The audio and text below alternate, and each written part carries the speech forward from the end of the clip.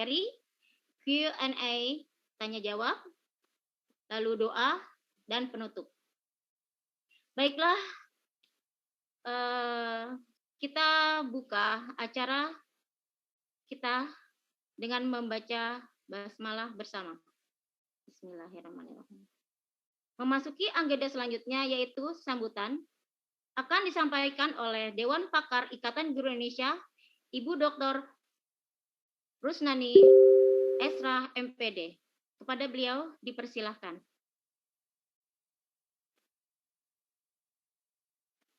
Assalamualaikum warahmatullahi wabarakatuh.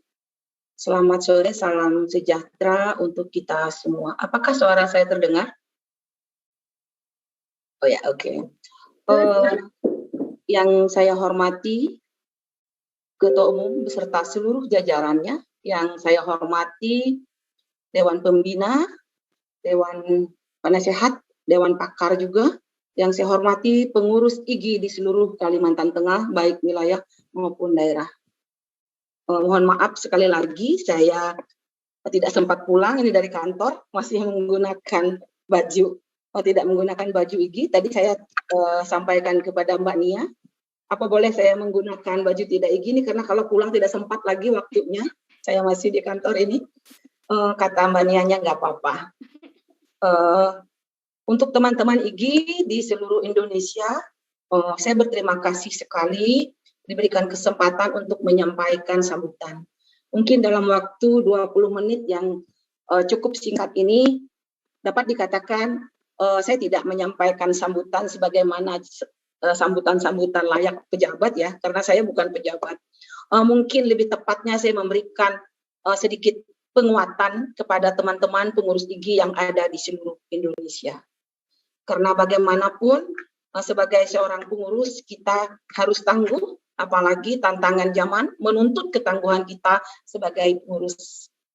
Sesungguhnya sudah saatnya saya ini ya untuk menepi lah dari hingar-bingar dunia organisasi. Tetapi karena kemarin saat kita Rakernas di Jambi, Mas Danang ya ketua umum kita meminta kepada saya, Kak Ros katanya tolong masih bertahan di IGI membantu kita. Ya sebagai kakak, mungkin saya tidak mengatakan saya lebih senior, sebagai kakak saya wajib untuk ikut berperan serta walaupun lebih banyak dalam bentuk memberikan masukan, support, tidak lagi seperti dulu yang selalu ada dan ada begitu ya. Karena juga sudah saatnya estafet kepemimpinan ini kita gulirkan dan kita juga saya sebagai pengurus IGI ini mulai dari tahun 2010.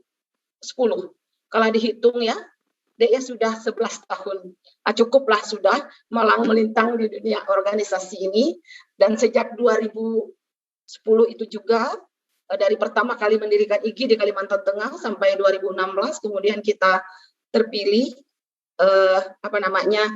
menjadi pengurus IGI dari 2016 bergabung di IGI Pusat. Saat itu saya dipercayakan pertama menjadi wakil ketua kemitraan, kemudian berikutnya menjadi ketua harian yang saat itu cukup sibuk karena banyak sekali waketum-waketum yang kita bawahi saat itu di bawah ketua harian. Jadi sekali lagi hari ini adalah hal yang menarik sekali ya. Saya sangat langsung tadi termotivasi melihat kalau dikirim ke saya sesi ke-6 hari ini tentang manajemen waktu. Manajemen waktu ini kalau orang mengatakan susah ya susah, kalau mengatakan gampang ya gampang. Terkadang gara-gara manajemen waktu kita yang tidak efektif, kita kurang bisa memahami dalam hal pembagian waktu. Itulah kadang-kadang membuat mohon maaf ya, kita yang berkecimpung di dalam dunia organisasi apapun bentuk organisasinya itu kadang-kadang kewalahan, bahkan mungkin saja kita merasa frustasi ya karena seakan-akan kita melakukan yang ini ada bagian lain yang terabaikan, padahal yang kita inginkan di dalam hidup itu adalah balance. Semuanya bisa dilakukan dengan seimbang, baik waktu kita untuk organisasi, baik waktu kita dengan tugas utama kita sebagai guru, sebagai apapun kita, apakah kita itu juga bekerja di bidang lain, waktu kita untuk keluarga, dan terutama juga waktu kita untuk beribadah. Nah, jadi kita harus balance. Saya sangat memberi apresiasi yang setinggi-tingginya kepada pengurus pusat yang melakukan pembekalan kepada seluruh pengurus IGI se-Indonesia. Semoga bisa hadir semua ini ya, walaupun perwakilan, karena ini sangat penting sekali. Saya tidak berbicara sesi yang lain, tapi berbicara tentang sesi time management atau bagaimana kita memanajemen waktu kita. Menjadi seorang organisator sejati, manajemen waktu adalah sebuah keniscayaan yang harus kita lakukan. Jujur, awal-awal menjadi pengurus IGI di tahun-tahun awal 2011, saya masih banyak belajar. Ada suatu keberuntungan saat itu, pada tahun 2011 sampai 2014, kita diajak bermitra oleh 4 perusahaan besar. Saat itu pengurus IGI pusat, saat itu Pak Iksan, Pak Satria Dharma, meminta kita untuk bekerja sama dengan 4 perusahaan besar ini, menjadi pendamping dan juga pendampingan untuk sekolah-sekolah binaan di 4 perusahaan itu. Apa arah cerita saya? Saya banyak belajar sekali dengan pihak swasta, dalam hal ini perusahaan, kebetulan di sini sebagian perusahaan itu dimiliki oleh asing yang ada di daerah Kalimantan. Apa yang saya pelajari di sana? Saya belajar tentang disiplin waktu. Nah, belajar tentang disiplin waktu, kita berbicara tentang bagaimana kita mengelola waktu, sehingga segala sesuatunya itu bisa tercapai dengan baik dan tidak ada yang terabaikan. Nah, contoh, kami saat itu melakukan pendampingan yang disebut tentor ya waktu itu. Bila kita ditetapkan oleh pihak manajer CSR-nya itu masuk jam 8 pagi, maka tepat jam 8 pagi itu kita sudah ada di kelas melatih guru-guru. Dan begitu juga dengan pulang. Kalau sudah waktunya pulang pukul 16 sore, harus pulang. Jadi mau kita datang itu, pernah kami datang ke perusahaan itu karena halangan di jalan, jam 4 subuh kita baru sampai, dan kita harus berangkat lagi ke lokasi jam 7, karena 1 jam arahnya ke tempat lokasi kegiatan. Tidak ada kata, oh nanti ya kita tidur dulu, ini mengantuk sekali, tidak ada. Tidak ada kompromi di dalam masalah waktu kalau kita bekerja sama dengan pihak perusahaan. Nah akhirnya, seiring dengan waktu selama 4 tahun itu saya banyak belajar betapa pentingnya manajemen waktu itu. Terutama bagi kita sebagai aktivis organisasi, sebagai IGI sejati, sebagai pengurus IGI, dari kita-kita inilah yang menerapkan bagaimana kita mendisiplinkan waktu. Nah, bagaimana kita bisa disiplin waktu? Tentu di dalam organisasi yang besar, maupun di tingkat pusat, wilayah, maupun daerah, yang utama agar kita tidak, mohon maaf ya, waktu kita ini meloncat-loncat melaksanakan ini dulu, sehingga banyak yang tidak terlewati, tidak tercapai. Tentu, organisasi yang bisa tepat waktu, orang-orang di dalamnya adalah mempunyai perencanaan yang matang. Mempunyai tujuan yang ditetapkan apa, kemudian juga memprioritaskan apa yang menjadi skala prioritas.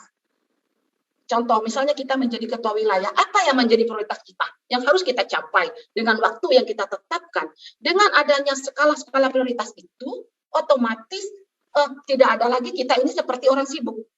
Nah, sibuk itu tidak berarti efektif. Jadi ada orang sepertinya kelihatannya sibuk sekali, ternyata tidak ada yang diselesaikan. Jadi lebih baik kita itu tepat waktu, tetapi kita itu kalem, sepertinya kita bukan orang sibuk. Ternyata di tengah kekaleman kita, santai kita itu, kita mampu mengerjakan semuanya dengan baik, dengan balance, baik pekerjaan yang menjadi tanggung jawab kita di organisasi, pekerjaan kita sebagai seorang PNS, tugas utama kita menjadi seorang ibu. Nah, kebetulan karena saya perempuan, jangan gara-gara kita berorganisasi di IGI, kita lupa menyiapkan makanan untuk suami, lupa mendampingi anak-anak kita. Akhirnya nanti IGI tidak membawa kemaslahatan. Nanti Mas Danang diserang semua oleh para suami. Ini loh katanya gara-gara IGI Mas Danang ini, semua istri-istri kami ini sudah tidak benar lagi, ini nggak punya waktu lagi untuk sebagai kewajibannya sebagai istri. Nah, ini yang kita hindari. Kita pengen menjadi seorang aktivis, kita memberikan kemaslahatan untuk peningkatan kompetensi guru melalui organisasi yang kita geluti ini, tetapi kita jangan lupa dengan jati diri kita. Kita ini kodratnya perempuan, nggak bisa kita melawan kodrat. Oh saya ini sudah menjadi pengurus IKI pusat, oh saya nggak perlu lagi lah memasak, mohon maaf ya Pak, saya tidak memasak, tidak seperti itu. Begitu juga bagaimana fungsi kita saat kita menjadi guru, saat kita menjadi kepala sekolah, inilah pentingnya. Hari ini mungkin nanti narasumber yang akan lebih banyak mengupas bagaimana caranya kita mengelola waktu dengan baik sehingga tujuan organisasi tercapai, pekerjaan kita, tupoksi kita sebagai PNS, apapun pekerjaan kita, baik dosen kita, baik pun guru, itu juga tidak terabaikan. Dan juga kodrat kita tetap kita laksanakan dengan baik. Sehingga nanti orang akan melihat, oh begitu loh kader IGI, pemimpin IGI itu memang is the best di dalam segala hal. Di dalam bermasyarakat juga seperti itu. Banyak orang tertarik bila kita bisa melakukan seperti itu. Karena saya masih sangat percaya satu teladan lebih bagus katanya dari kata-kata. Kalau seorang pemimpin tepat waktu, tepat menyelesaikan sebuah target, tanpa kasak-kusuk seperti orang yang sibuk tetapi tidak efektif, maka anggota akan berkata, oh seperti ini. Nah, tapi kalau kita tidak bisa mengatur waktu, ternyata gara-gara saya di IGI, saya tidak naik pangkat, saya ditegur kepala sekolah, saya ditegur pengawas karena menelantarkan pekerjaan karena tidak bisa mengatur waktu, maka tidak baik juga di pandangan orang tentang itu. Jadi di sini sekali lagi saya sangat bangga dengan teman-teman pengurus yang masih muda-muda ini. Di tangan kalianlah organisasi kita ini semakin maju, semakin bisa mengikuti zaman. Bagaimana saya salut dengan IGI di tengah-tengah masa pandemi ini. Baru saja saya tadi menulis tentang bagaimana kejenuhan kita, kejenuhan guru-guru sudah menghadapi hampir 2 tahun serba tatap maya, tidak pernah kita bersentuhan fisik. Nah, ini ada kejenuhan. Tetapi kita di IGI, untungnya kita sudah sejauh-jauh hari sudah mempersiapkan diri kita untuk menguasai IT. Kita tidak merasa tersisih di era digital ini. Kita tidak kehilangan. Jadi kalau kata orang, ada juga yang mengatakan terjadi learning loss katanya selama pandemi. Itu kalau kita tidak bisa memanfaatkan kemajuan zaman ini. Kita tidak menguasai IT sehingga itu akan menjadi sandungan. Kita bersyukur di IGI sejak awal kita komitmen guru-guru kita setidak-tidaknya mampu pintar untuk dirinya sendiri begitu. Syukur-syukur kalau bisa mengimbas kepada orang lain. Itu yang dapat saya sampaikan pada sore hari ini. Sekali lagi kepada teman-teman pengurus di seluruh Indonesia bisa mengikuti kegiatan ini secara maksimal. Jangan sampai saya saja yang sudah tidak pengurus, senang sekali ini. Seakan-akan kembali nostalgia bagaimana dulu, bagaimana caranya mengatur waktu yang begitu sangat padat. Apalagi di tingkat pusat, di wilayah, di kabupaten, berbagai macam target kita. Mari kita mengatur waktu sebaik-baik mungkin sehingga kita dapat mencapai tujuan organisasi, dapat menjadi guru, menjadi PNS yang tetap melaksanakan tupoksi kita dengan baik, dapat mengelola kehidupan rumah tangga dengan baik, dapat menjadi hamba Tuhan, beribadah dengan baik, tidak ada yang terlewatkan. Saya sampaikan juga kepada teman-teman di akhir kata saya, mari menjadi pengurus organisasi, menjadi pengurus IGI yang tangguh. Jangan menjadi pengurus organisasi sedikit saja kita disinggung-singgung oleh kanan kiri, langsung kita merasa kayak seperti down. Maklum kita ini kan organisasi penggerak ini. Kalau dulu masih mending sekarang penggerak, kalau dulu itu organisasi pendobrak. Nah, yang namanya kita mendobrak tentu segala kenyamanan itu terganggu. Tapi kalau kita bisa melewati, saya yakin dan percaya kita akan menjadi pemimpin tangguh. Di tangan-tangan kita ini nanti, kita dapat menghasilkan orang-orang yang tangguh juga. Jangan kita menjadi pemimpin yang, saya begini. Apapun yang terjadi di dalam organisasi, bila kita seorang pemimpin, bila kita seorang pemimpin yang sejati, kita akan mengambil alih tanggung jawab itu. Kesalahan anak buah kita, tidak boleh kita lemparkan kepada anak buah kita. Kita harus ambil tanggung jawab itu. Itulah pemimpin. Kalau pemimpin itu selalu dipuji-puji saja, nah itu bukan pemimpin pendobrak. Saya sudah merasakan itu 11 tahun malang melintang di dunia gigi ini, dan sampai kapanpun, sampai akhir menutup mata, saya tetap gigi sejati. Iya, oke, terima kasih sekali lagi kepada teman-teman semua. Mohon maaf bila ada hal-hal yang kurang berkenan. Ikuti kegiatan ini dengan baik. Terima kasih juga kepada Kania dan teman-teman yang sudah memberikan kepercayaan untuk saya untuk menyampaikan sambutan. Kalau bisa tadi bukan sambutan, mungkin namanya berbagi lah, berbagi pengalaman bagaimana kita mengelola organisasi di tengah-tengah tantangan zaman saat ini. Saya akhiri dengan sebuah mungkin kata-kata bijak ya. Sebaik-baiknya orang adalah satu antara kata dan perbuatan. Nah, jadi apa yang kita katakan, itu yang kita lakukan. Maka kita akan dapat menjadi sosok yang bisa dipercaya. Dan jangan sampai kita abaikan trust. Karena trust itu adalah mata uang yang berlaku di mana saja. Bila orang sudah trust kepada kita, maka kita akan mudah mengajak orang untuk melakukan suatu perubahan. Saya akhiri sekali lagi, terima kasih. Mohon maaf bila ada hal-hal yang kurang berkenan ya, Mbak Nia dan teman-teman. Salam sukses untuk kita semua. Semoga di awal bulan Oktober semua kita bisa melakukan tatap muka. Mari kita doakan bersama pandemi ini cepat berlalu agar kehidupan kita kembali normal seperti sedia kala. Salam sharing and growing together. Salam sukses untuk kita semua. Saya akhiri dengan wassalamualaikum warahmatullahi wabarakatuh. Terima kasih Bu Rusnani Esa, Kak Ros. Terima kasih berbagi. Oke, kita akan selanjutnya akan memasuki acara inti kita, yaitu sesi 6, pemaparan materi time management oleh Bapak Baihaqi Fauzi, Direktur Proven Force Indonesia.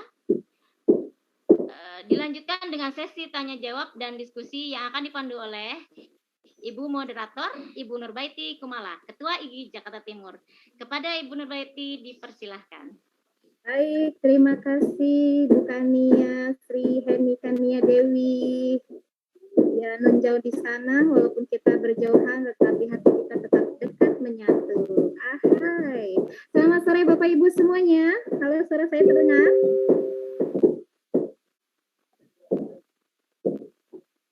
Halo, halo. Ya, terdengar. Oh, baik. Izinkan saya Nurbaiti Kumala sekali lagi memperkenalkan diri untuk kesekian kalinya mendampingi narasumber kita yang hebat pada sore hari ini Bapak Ibu. Masih semangat semuanya ya?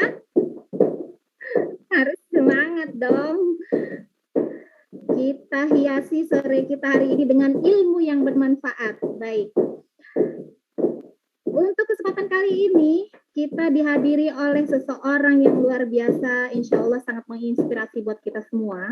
Sumber ilmu bagi kita, terutama dalam hal manajemen keorganisasian. Beliau adalah Bapak dengan nama Bapak Baihaqi Fauzi, ya, yang lahir 43 tahun yang lalu, hampir 43 tahun ya Bapak, yang tinggal saat ini. Oh, tinggalnya tidak disebutkan ya, hanya sudah menikah statusnya. Alhamdulillah sudah menikah ya Pak ya. Posisi saat ini sebagai Consulting Operation Director di perusahaan Proven Force Indonesia. Ya, beliau lulus dari Universitas Gadjah Mada dengan major Mechanical Engineering, ya, dan juga alhamdulillah diberikan kesempatan untuk bekerja pada tahun 2002 sampai dengan 2003 di PT Bella Prima Perkasa sebagai QA and Production Engineering. Kemudian di tahun 2003 sampai dengan 2006 di PT Bella Prima Perkasa juga dengan pekerjaan atau posisi sebagai Chief Operational Head Inline Bag Making dan Dry Laminating Division tahun 2006 sampai dengan 2010. Kemudian beralih ke PT Proven Force Indonesia sebagai Productivity Specialist. Kemudian 2011 sampai dengan saat ini ya dipercaya di PT Proven Force Indonesia, masih di PT Proven Force Indonesia sebagai Project Director and Chief Analyst ya. Untuk itu mari sama-sama kita sambut dengan antusias ya kehadiran narasumber kita Bapak Baihaqi. Mana Bapak Baihaqi ya? Terima kasih Ibu Nurbaiti. Silakan, Bapak. Ibu atau Mbak ini saya nyebutnya? Ibu. Kita umurnya sama, Pak. Oke. Terima kasih. Terima kasih sudah diperkenalkan ya. Tadi sudah cukup lengkap perkenalannya, jadi tidak perlu lagi saya tambahkan lagi perkenalannya. Jadi intinya memang saya bukan kutu loncat, jadi nggak terlalu banyak PT yang saya masuki ya. Jadi di PFI saja di Proven Force ini sudah dari 2006 ya, udah cukup lama. Jadi saya mengikuti Pak Jimmy Gani itu dari mulai masih bujang sampai sekarang sudah punya anak 3 gitu ya. Jadi tahu betul lah seperti apa sepak terjangnya Pak Jimmy Gani dengan Proven Force Indonesianya gitu ya. Baik, Bismillahirrahmanirrahim. Assalamualaikum warahmatullahi wabarakatuh. Alhamdulillahirabbil alamin. Wassalatu wassalamu ala rasulil anbiya'i wal mursalin. Amma ba'du. Pertama dan yang paling utama, marilah kita tidak lupa memanjatkan puji syukur kita kepada Allah Rabbul Alamin yang selalu senantiasa memberikan terutama limpahan rezeki yang baik itu yang kita sadari ataupun tidak kita sadari gitu ya. Termasuk salah satunya rezeki dalam kita bisa berkumpul sore hari ini dan kita bisa sharing ya. Saya nggak bilang mungkin saya ini mengajarkan sesuatu ya. Ini mungkin terlalu lebay gitu ya, karena boleh dibilang ini semua guru semua di sini gitu ya. Jadi boleh dibilang mungkin justru saya yang harusnya menimba ilmu dari para guru yang ada di sini gitu ya. Jadi di sini lebih nanti kita akan sharing gitu ya, terutama mungkin pengalaman-pengalaman kami, terus ilmu-ilmu yang pernah kami dapatkan dan juga kami sharing di sekian banyak proyek yang pernah kami jalankan di PT Proven Force Indonesia. Tak lupa saya juga ucapkan terima kasih tadi dengan sambutannya dari Ibu Dr. Rusnani yang sudah memberikan sambutan dan bahkan mungkin memberikan materi sedikit gitu ya. Jadi saya udah tercuri ini materinya dari yang sudah disampaikan oleh Bu Rusnani. Jadi tinggal beberapa poin lagi yang perlu saya sampaikan melengkapi gitu ya. Nah, sore hari ini kita seperti biasa akan ada pemaparan ya. Saya coba share dulu materi kita.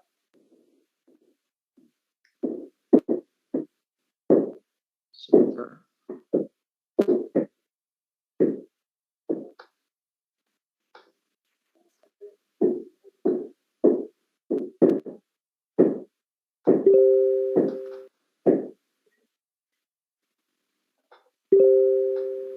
Oke, jadi materi kita sore hari ini seperti yang sudah disampaikan tadi oleh moderator dan juga oleh pembawa acara ya, bahwa kita sore hari ini kita akan membahas tentang manajemen waktu, time management. Okay. Seperti apa isinya time management itu nanti kita akan sedikit kupas ya, karena sebetulnya ini materi yang klasik ya, tidak ada yang aneh dari materi ini, cuma sebetulnya mungkin lebih ke arah mengingatkan, sharing ulang gitu ya, sehingga kita bisa flashback, oh ternyata iya betul ini sesuatu yang sebetulnya penting dan kita masih terluput gitu ya. Jadi dalam hal ini posisi saya bukan sebagai trainer gitu ya, tapi lebih ke arah mungkin fasilitator atau implementer lah seperti itu. Ya. Nah, kalau kita bicara waktu, ya, kalau kita bicara manajemen waktu, kita perlu ingat, bentar, ini kok nggak-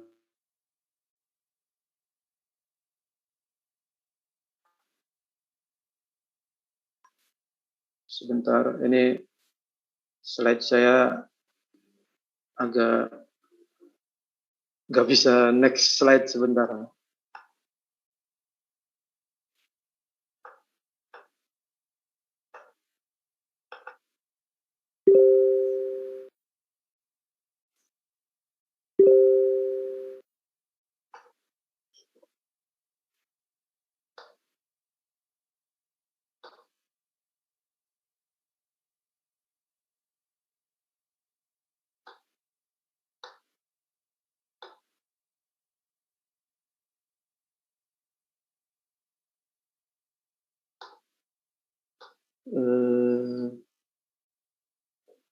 Sebentar, ini ketutup sama ini nih, yang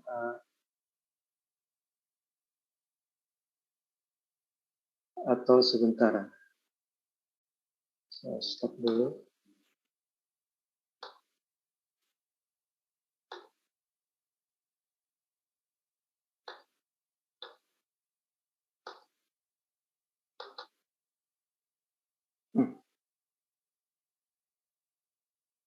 Mohon maaf, ini saya nggak terlalu ini untuk apa, mungkin boleh dibantu ini yang untuk full screen-nya kok sepertinya kurang bisa ya. Tapi kalau yang seperti ini bisa kelihatan nggak? Kelihatan, Pak. Kelihatan. Full screen-nya Sebelahnya itu nggak mau sebentar, muncul. nggak mau muncul. Sebelah, bukan yang sebelahnya itu, Pak, ikonnya. Iya, ketutup sama ininya nih, yang ada keterangan Zoom ya. Sebentar, ini. Di. Iya, bisa dipindahin nih. Oke. Sebentar. Ya. Oke. Nah, bisa next nggak nih? Nah, ini dia yang jadi masalah, kenapa nggak bisa next ya?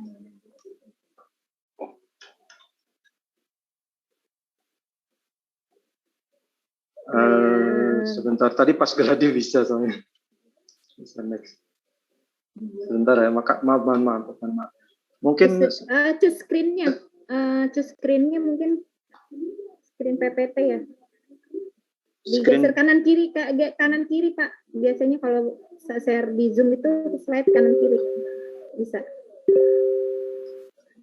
Nggak bisa. Nggak mau. Bisa. Bentar. Atau saya coba share mungkin ke siapa filenya, jadi nanti bisa di-share screen oleh tim ya. Oke, baik, Pak. Ya, mohon maaf aja ini. Bapak punya kontaknya. Ini mohon maaf, ini gangguan teknis, ini sepertinya entah ada apa di laptop saya. Tadi pas Geladi bisa. Santai aja, Pak. Kadang-kadang hal-hal seperti itu kita host banyak, Pak, di sini, Pak. Tenang aja, Pak. Dikirim aja ke host. Oke, sebentar.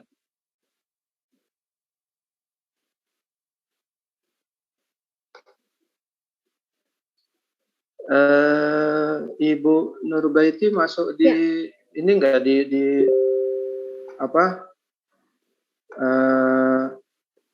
Yang grup yang IG dengan Proven? Belum, Pak. Belum. Bukannya bisa dikirim ke Bukannya. Oke, berarti di grup IG yang dengan Proven itu ada ya? Bentar. Bukannya mungkin bisa bantu untuk men-share.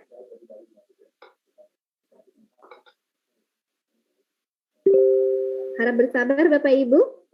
Bisa sambil ngopi-ngopi, bikin kopi dulu mungkin. Atau ambil cemilan-cemilan biar nggak ngantuk. Ini entah kenapa di tempat saya nggak bisa di next filenya. Klik next. Terima kasih Bu Andrea. Sudah sabar menunggu. Tadi tampilannya sih jelas, maaf, Pak. Mungkin ada yang di grupnya IG Orbitin itu mungkin Bukannya sepertinya ada ya?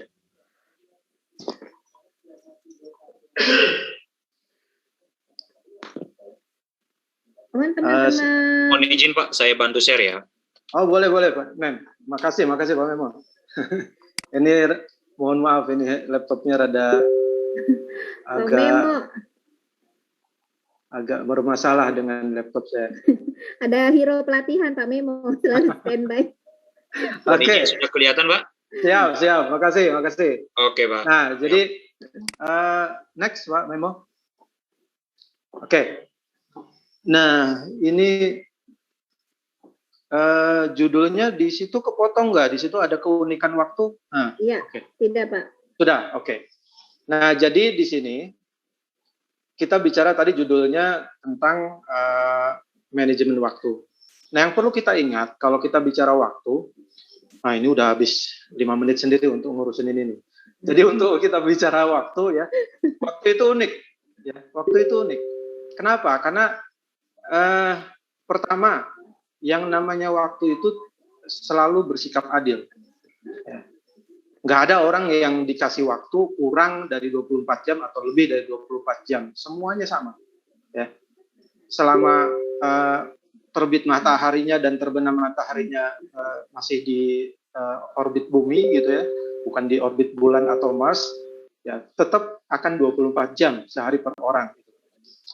Nah, keunikan waktu yang lain itu adalah tidak bisa dikumpulkan. Nggak bisa kita bilang bahwa ya saya nabung dulu lah, mungkin karena lagi males nantilah kita kerjainnya gitu kan, gitu. Itu nggak bisa, dan juga tidak bisa dihentikan, tidak bisa dijalankan. Mungkin hanya di Avenger ada yang bisa menghentikan waktu gitu ya. Di dunia nyata tidak ada yang bisa seperti itu ya. Jadi tidak bisa dihentikan dan juga tidak bisa dijalankan dan juga tidak bisa diganti ya. Nggak bisa waktu sekarang karena saya sibuk, saya mau waktu ini ganti deh karena mungkin kemarin kelupaan atau gimana, nggak bisa gitu.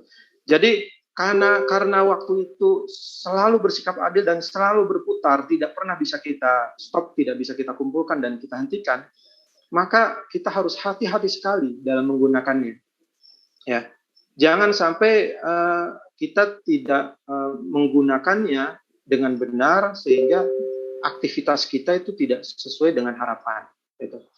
Nah, karena melihat di sini waktu itu adalah tidak bisa dikumpulkan, tidak bisa dihentikan, tidak bisa diganti, maka sebetulnya kalau kita bicara judul manajemen waktu, itu bukan dalam arti waktunya yang kita bisa atur sehingga sesuai dengan keinginan kita, gitu ya.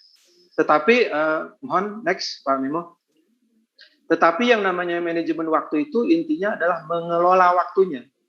Ya, mengelola waktu dalam hal apa? Dalam hal di situ ada proses analisanya, ada proses perencanaannya, dan ada proses realisasi penggunaan waktu. Ya, tadi sudah disinggung oleh Pak Ibu Rus gitu ya, bahwa sebetulnya kuncinya ada di perencanaan.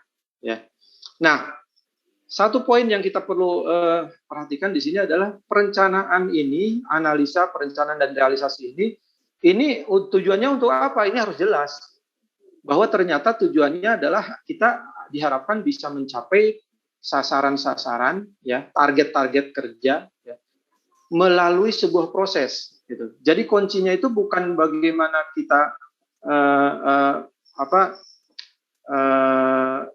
melihat waktunya, karena waktunya sudah pasti 24 jam, tetapi bagaimana kita menggunakan waktunya melalui sebuah proses yang efektif dan efisien. Jadi satu kata kunci di sini adalah proses, itu saya kasih huruf besar dan saya kasih garis bawah karena di situ sebetulnya kuncinya. Ya, kuncinya adalah bagaimana kita melakukan proses itu dengan efektif dan efisien, maka secara otomatis akan mengikuti waktu itu akan menjadi lebih efektif, lebih efisien, dan bagaimana kita menggunakan waktu juga akan lebih teratur gitu. Nah, apa itu proses dan seperti apa proses yang baik gitu. Di sini kita akan coba bermain simulasi dalam bentuk sebuah permainan ya.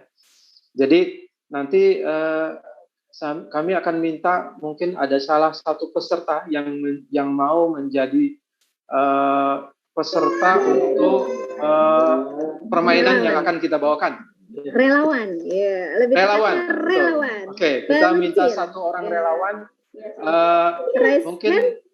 biar itu boleh raise hand kalau misalkan mau mencoba menjadi relawan. Kan nggak mungkin Ibu? kita tunggu juga. Iya. Nah, Nggak mungkin silakan. kita tunjuk. Ya. Monggo yang mau menjadi relawan ikut berpartisipasi dalam permainan ini. Silakan raise hand. Bapak Ibu Kami bisa tunggu. raise hand. Dari sekian banyak peserta, dari 125 peserta yang hadir, termasuk saya, ini berarti 125. Betul, Pak. Masa nggak ada yang berani nih untuk mengikuti permainan, ini nggak susah. Bu Sri Ninta. Oke, Bu Sri. Ibu Sri Ninta. Heeh, Baik. Ibu Sri Ninta Eva Sari Tarigan. Weh, jauh kali Eish, nih. mantap. Kakak di mana kakak posisi? Silakan Kak. Iya, siap-siap ya. Mainnya apa ini? Nggak apa-apa, kita main aja Pak. Baik, kita main aja Bu. Ya Pak, Baik, saya mau coba. mohon Pak Mimo di-share lagi screen-nya. Baik, nah, next. Ini adalah permainannya Ibu ya, Ibu. Ini saya manggilnya Ibu Sri apa Ibu Nin? Boleh Ibu Eva. Sri, boleh Ninta. Ibu Sri. Oke. Banyak kali Oke. namanya Kakak. Oke, Ibu Orang Sri. Batak biasa panjang-panjang. Baik, Ibu Sri. Permainannya sederhana, Ibu. Ya. Jadi di dalam Zoom itu kan ada gambar seperti pensil ya. Ya, kalau nggak salah gitu. Dia di situ bisa untuk membuat coretan di dalam screen. Ibu, apakah bisa mendapatkan gambar tersebut? Iya, Gambar di screen ada gambar latihan angka. bukan, di bawahnya itu ada gambar tuh sebentuknya seperti pulpen ya. Seperti pulpen, apakah di situ ada terlihat gambarnya? Belum ada Pak, seperti Belum pulpen. ada. Ibu pakai laptop? Iya, pakai laptop. Pakai laptop Ibu ke bagian atas view option. Sebentar. View option ya. Sebentar. Request from remote control atau Iya. Coba request. diklik request remote control, nanti di allow sama host ya. Ya, Oke. Host bisa kah untuk Mohon maaf, ini hostnya ada di mana Kak? host? Jadi kita teman-teman ini panitia berkegiatan di Bali Pak. Oke. Sedang ada. Atau kalau gitu gini, Silakan gimana? Ibu, Bukan Ibu ya, nggak- tolong bukan ya. Ini mau main. Remote control. Iya betul. Mau pakai pen. Oke, silakan. Sudah? Belum? Muncul gak Bu? belum ada. Pennya belum kelihatan sebelah mana. Kelihatan. Atau gini aja Ibu, Ibu untuk Nah, permainan berjalan ini itu karena pennya tidak ada, di situ Ibu ada kursor yang bisa digerakkan di situ? Kursor saya bisa tapi tidak masuk ke layar Oh iya, dalam itu oke. Pak. Kalau gitu gini aja, Ibu nanti tinggal sebutkan aja angkanya, lalu bilang posisinya ada di mana. Misalkan kiri atas, Oh iya. tengah, atau tengah atas, seperti itu ya. Jadi tinggal bilang aja karena di sini ternyata kursornya pennya belum aktif. Oke. Ya. Paham Ibu ya? Ya Pak. Paham Ibu. Jadi nanti Ibu cari angka 1 pertama. Lalu nanti setelah cari angka 1, Ibu sebutkan posisinya angka 1 itu ada di mana. Lalu setelah itu cari angka 2, sebutkan posisinya ada di mana. Dan seterusnya, secara berurutan ya Bu ya. Ya Pak. Oke. Dan waktunya itu 2 menit ya. Bisa difahami Ibu ya? Bisa Pak. Oke. Saya sebutkan kiri atas atau dekat dengan angka ini atau bagaimana Pak? Cukup kiri atas, kanan atas seperti itu. Oh, karena ada yang di tengah, kanan tengah, kiri Ya, bawah gitu ya Pak. Betul. kanan tengah, tengah-tengah, kiri tengah, dan sebagainya. Karena ini kursornya, pennya belum bisa aktif. Baik, Pak Memo bisa next slide. Oke, siap ya Bu ya? 2 menit, kita mulai dari sekarang. Yuk next slide Pak Memo. 1 kanan atas. Siap, terus. 2, mana 2-nya? Waduh, saya nggak lihat. 2-nya tengah atas. Siap. 3 kiri atas. Siap. 4. Waduh, 4-nya mana ini? 4-nya nggak lihat Pak, langsung 5 ya. Bu, gede banget Bu. Oh iya, 4 kiri mata. Kiri 5, tengah ya. 5 tengah-tengah. Oke. 5 tengah-tengah. Lalu 6-nya. 6. Mana 6-nya ini? Udah bingung. Ayo. Bentar, Oh, Pak. kayaknya Bu Nurbaiti Oh, sudah. 6 kanan. Itu karena pembahasan kecil 6 tengah kanan. Oke, siap. Terus. 7. Waduh. Saking nampak besar-besar, yang kecil nggak kelihatan lagi. 7 ada di 7-nya mana? mana? 7 cepat. 8 langsung ini dapat 7-nya kemana Pak? Nggak kelihatan saya. Ayo, lanjut. Bentar, 8 tengah 7 bawah. 7 dulu. 7 kan berurutan. Iya ya Pak, 7 ya Pak. Saya lihat satu-satu deh.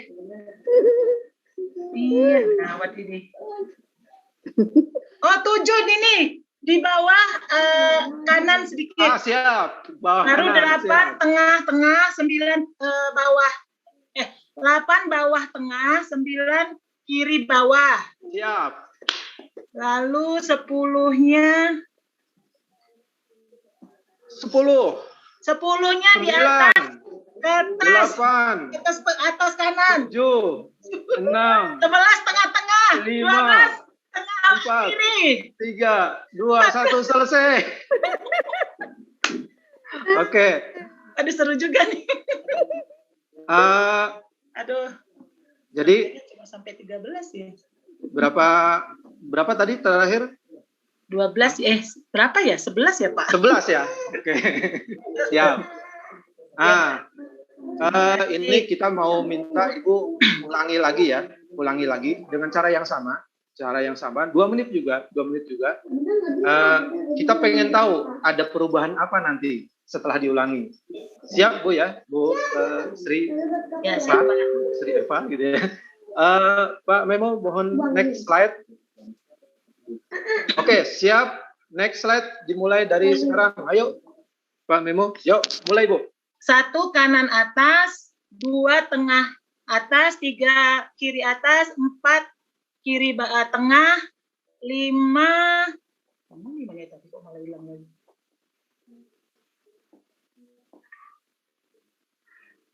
5 tengah-tengah, 6 kanan tengah, 7 kanan bawah, 8 tengah-tengah, 9 kiri bawah, 10.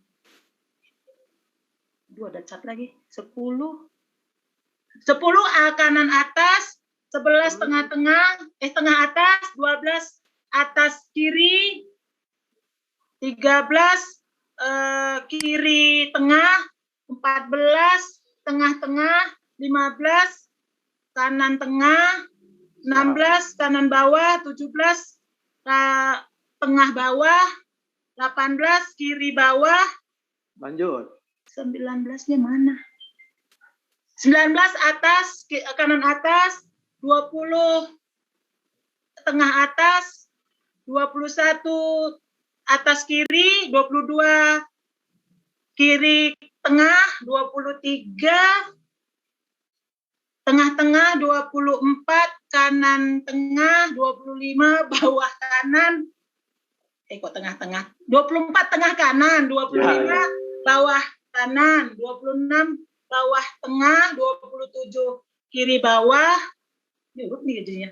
28 atas kanan, 29 atas tengah, 30 atas kiri, 31 kiri tengah, 32 tengah-tengah, 33 kanan tengah, 34 kanan bawah, 35 tengah bawah, 36 kiri bawah. Selesai 2 menitnya.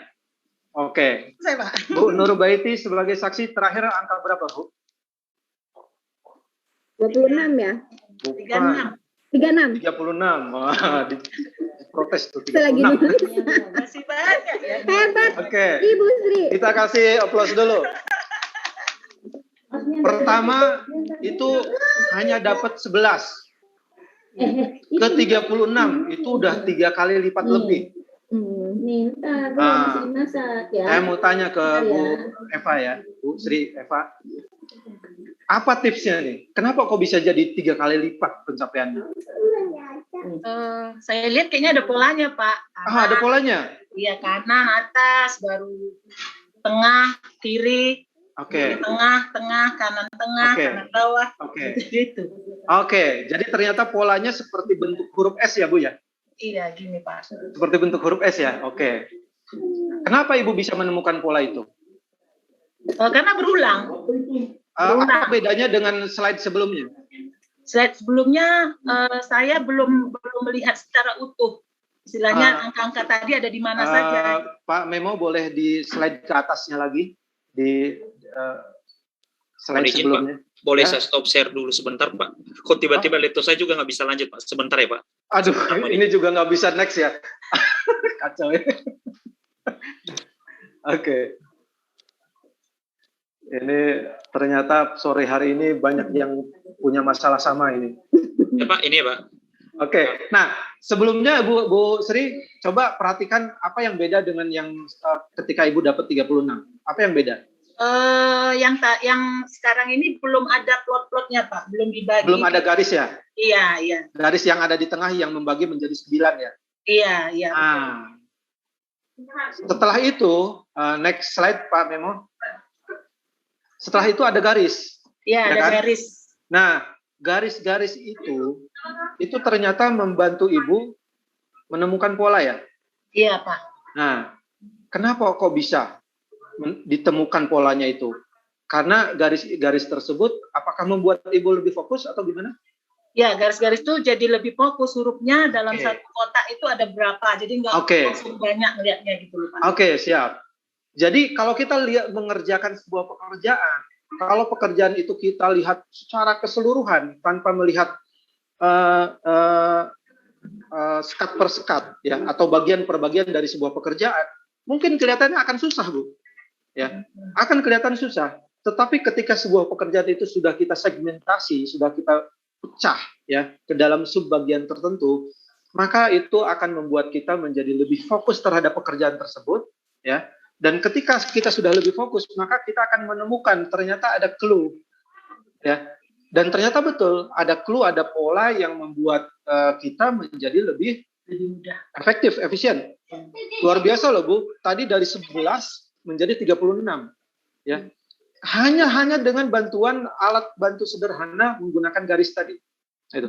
Nah, garis-garis itulah yang kita kalau dalam pekerjaan kita sebut dengan sebuah sistem alat bantu, gitu ya. Ya. Oh ya, ini permainannya sudah selesai. Terima kasih buat Bu Sri. Kita kasih aplaus dulu. Ya, sudah bisa memainkannya dengan luar biasa dari pencapaian 11 menjadi 36. Oke, next Pak Memo. Next lagi. Oke. Nah, jadi pembelajarannya ternyata alat bantu atau sistem tadi itu membuat proses kerja kita itu menjadi lebih efektif. Kenapa? Karena pertama menjadi lebih fokus. Ketika lebih fokus, kita akan bisa menemukan ternyata ada polanya. Ya, kalau sudah jelas ada polanya, siapapun bisa cepat. Ya, siapapun bisa cepat. Gitu. Nah, cuma tadi kita lihat di dalam permainan. Saya nih sebagai dalam permainan tadi atasannya Ibu Sri Eva gitu ya. Sebagai atasan saya ada yang salah nggak? Ada yang mau kasih komen nggak? Saya salah nggak sebagai atasan?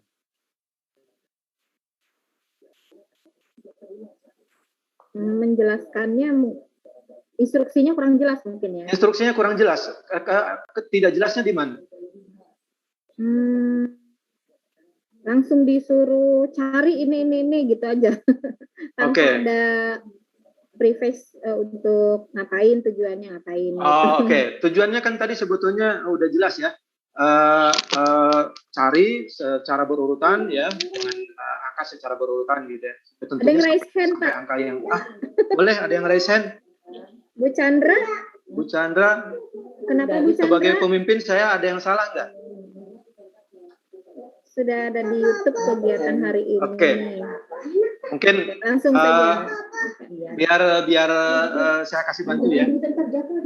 Sebagai pemimpin ya, satu kelemahan saya sudah tahu polanya, saya sudah tahu sistemnya itu bentuknya huruf S. Tapi kenapa kok saya nggak ngajarin dulu?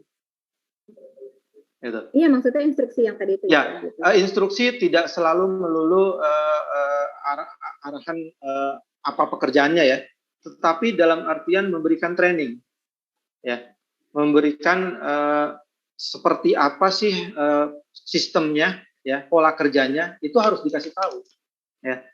Karena kalau dia tidak dikasih tahu, ya akhirnya jadi nyari-nyari dulu kan, gitu. Si polanya itu nyari-nyari dulu, padahal kalau dari awal tadi Bu Sri Eva itu sudah saya kasih tahu bahwa ada pola bentuk huruf S, saya jamin sebelum 2 menit selesai.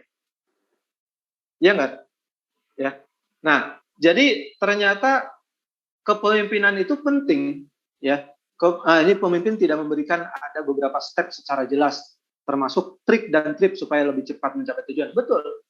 Ternyata memang kepemimpinan itu salah satu bagian dari bagaimana proses kerja itu menjadi lebih efektif, ya. Dan kepemimpinan sudah pernah dibawakan materinya oleh rekan saya juga, Pak Ervin kalau nggak salah dulu ya, di sesi berapa saya lupa. Nah, itu sangat terkait erat dengan bagaimana proses kerja berjalan dengan efektif. Dan tadi alat bantu atau sistem kerja itu akan lebih efektif jika disosialisasikan, diajarkan, dan ditrainingkan dengan baik. Nah, kalau kita bicara alat bantu atau sistem, ini contohnya kan banyak dalam dunia pekerjaan. Minggu lalu ada yang sempat nanyain soal LMS, Learning Management System. Itu kan sebagai alat bantu. Ya. Ketika Learning Management System itu akhirnya tidak membuat kita terbantu, apakah yang salah LMS ataukah yang salah yang sebagai pengguna? Ya. Bisa jadi sebetulnya bukan LMS-nya, tetapi orang yang menggunakannya kurang paham, yang perlu disosialisasikan ulang, yang perlu ditrainingkan ulang, sehingga dia bisa menggunakannya menjadi lebih efektif. Ya. Jadi kira-kira ini share screen-nya kemana ya Pak Memo ya? Kok hilang lagi? Sebentar Pak, mohon maaf Pak, sebentar Pak. Kalian tadi Bu Chandra mungkin ada apa ini dulu ya? Assalamualaikum. Iya. Saya sudah, ya, terima kasih. Saya sudah tuliskan sih di chat tadi ya? Pak. Cuman mungkin ini Pak, kalau tadi kan hanya kasuistis dan satu masalah sederhana gitu. Persoalannya adalah ketika sementara pada organisasi apalagi IGI kan besar ya. Masalah di daerah tentu berbeda dengan wilayah apalagi pusat gitu. Nah itu gimana Pak untuk memecah-mecahnya kemudian? Oke, ya intinya sistem itu jadi 2 kata kunci dalam sebuah sistem. Ketika sistem itu membuat lebih fokus dan lebih terpola, maka itu sudah cocok sistemnya. Sebuah sistem mungkin cocok di Jakarta belum tentu cocok di Banjarmasin, ya.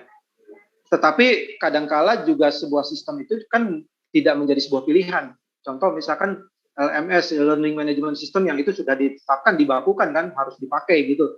Jadi kadang ada sebuah sistem yang juga tidak bisa kita tolak, yang memang mau nggak mau kita harus gunakan, sehingga solusinya bukan sistemnya yang dirubah, tetapi bagaimana orangnya bisa ngikut terhadap sistem sehingga menjadi lebih efektif proses kerjanya. Saya akui Bu, namanya pola perilaku antara Jakarta, Kalimantan, Jawa, Bali gitu ya, itu pasti ada beda budaya, beda tempat gitu ya. Tetapi yang penting adalah bagaimana kita menyikapi budaya tersebut sehingga sistem yang ada itu bisa kita gunakan lebih menjadi kita lebih fokus dan menjadi lebih terpola. Ya. Secara teknis lebih detailnya mungkin nanti bisa ditanyakan ke tim atau atasannya gitu. Kira-kira gimana caranya ini biar lebih bisa dipahami sistem kerja yang ada gitu. Karena terus terang kalau sistem kerja itu hanya akhirnya menjadi beban kerja, justru tidak membuat kita terdorong menjadi lebih efektif. Ya, jangan sampai sistem alat bantu ini menjadi beban kerja, tetapi harus menjadi alat bantu, alat dorong yang membuat kita menjadi lebih efektif. Oke, ini slide-nya masih banyak, jadi mohon next Pak Memo. Jadi kalau kita bicara proses, ya proses itu kalau digambarkan seperti sebuah aliran dalam sebuah pipa, ya. Aliran dalam sebuah pipa itu pasti ada yang masuk, ya. Next Pak Memo mungkin, ya. Ada yang keluar, ya. Nah, aliran masuk misalkan aliran masuknya katakanlah 10 liter. Keluarnya belum tentu 10 liter. Ya. Jangan dulu next, sudah. Keluarnya belum tentu 10 liter. Ya. Kenapa? Karena ternyata dalam sebuah aliran itu kadangkala kita temukan ada kebocoran-kebocoran, ada losses gitu ya. Losses itulah yang akhirnya membuat ketika masuknya 10 liter, keluarnya bisa 9 liter, 8 liter, 7 liter, bahkan mungkin tinggal tetesan-tetesan terakhir. Tergantung seberapa besar dan seberapa banyak kebocoran yang ada di dalam proses kerjanya. Gitu ya. Nah, kalau kita bicara proses pembelajaran, ya mungkin inputnya bisa dalam bentuk sumber daya manusia, human resource, terus kemudian capital, material pembelajaran gitu ya. Outputnya bisa dalam bentuk proses pembelajaran itu sendiri ya, terus kemudian kualitas siswanya seperti apa, kepuasan murid dan juga wali muridnya.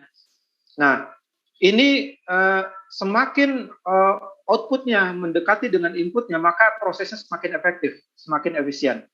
Bagaimana sih caranya agar prosesnya menjadi lebih efektif efisien? Sebetulnya kuncinya ada di lubangnya itu. Jangan sampai lubangnya itu terlalu banyak dan juga terlalu besar. Ya. Kalaulah tidak bisa dihilangkan lubangnya, minimal perkecil, gitu. Lubang-lubangnya itu apa saja? Ini contoh saja ya, Bu ya. Contoh saja ini yang saya lampirkan di slide. Contoh sistemnya tidak diapresiasi, tidak diutilize, tidak digunakan dengan baik, gitu ya. Terus kemudian underdeveloped working standard, cara kerja, SOP-nya, ya. Tidak standar antara guru A dengan guru B, sehingga akhirnya kan cara mengajarnya mungkin akhirnya jadi kok terkesan seperti tidak terarah gitu ya. Terus kemudian inappropriate behavior supervisor, atasan kembali lagi atasan. Leadership communication, atasan juga kembali lagi. Lack of motivation, ya jelas itu motivasi menjadi sebuah kebocoran yang penting ya. Orang mungkin bisa bilang guru adalah pahlawan tanda jasa, tapi jangan sampai itu menjadi sebuah lack of motivation karena tidak ada tanda jasanya, akhirnya ya kurang gitu ya dalam melakukan proses pembelajaran gitu ya. Terus kemudian ineffective planning scheduling, ya jelas itu pengaruh ya. Terus kemudian underdeveloped skill level, jadi level keahlian itu ketika satu orang dengan orang lain berbeda, terutama ketika di bawah standar. Kalau berbeda skill tapi semuanya di atas standar, biasanya nggak ada masalah. Tapi kalau berbeda skill dan apalagi di bawah standar, maka itu akan menjadi masalah. Nah, yang lebih masalah lagi kalau ternyata tidak ada standar skillnya harusnya seperti apa, itu yang lebih masalah lagi, gitu ya.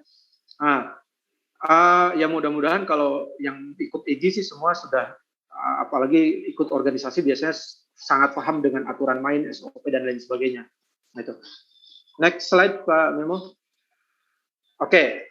Nah, kalau kita bicara bagaimana agar proses kerja itu efektif efisien, dalam artian tadi inputnya dengan yang keluarnya itu bisa ya mendekati ke sama ya, maka kita Proven Force Indonesia ini sudah ada sebuah program yang biasa kita gunakan untuk melakukan proses improvement sehingga kebocoran-kebocoran yang ada di dalam proses itu bisa dikurangi, bahkan mungkin dihilangkan, gitu ya.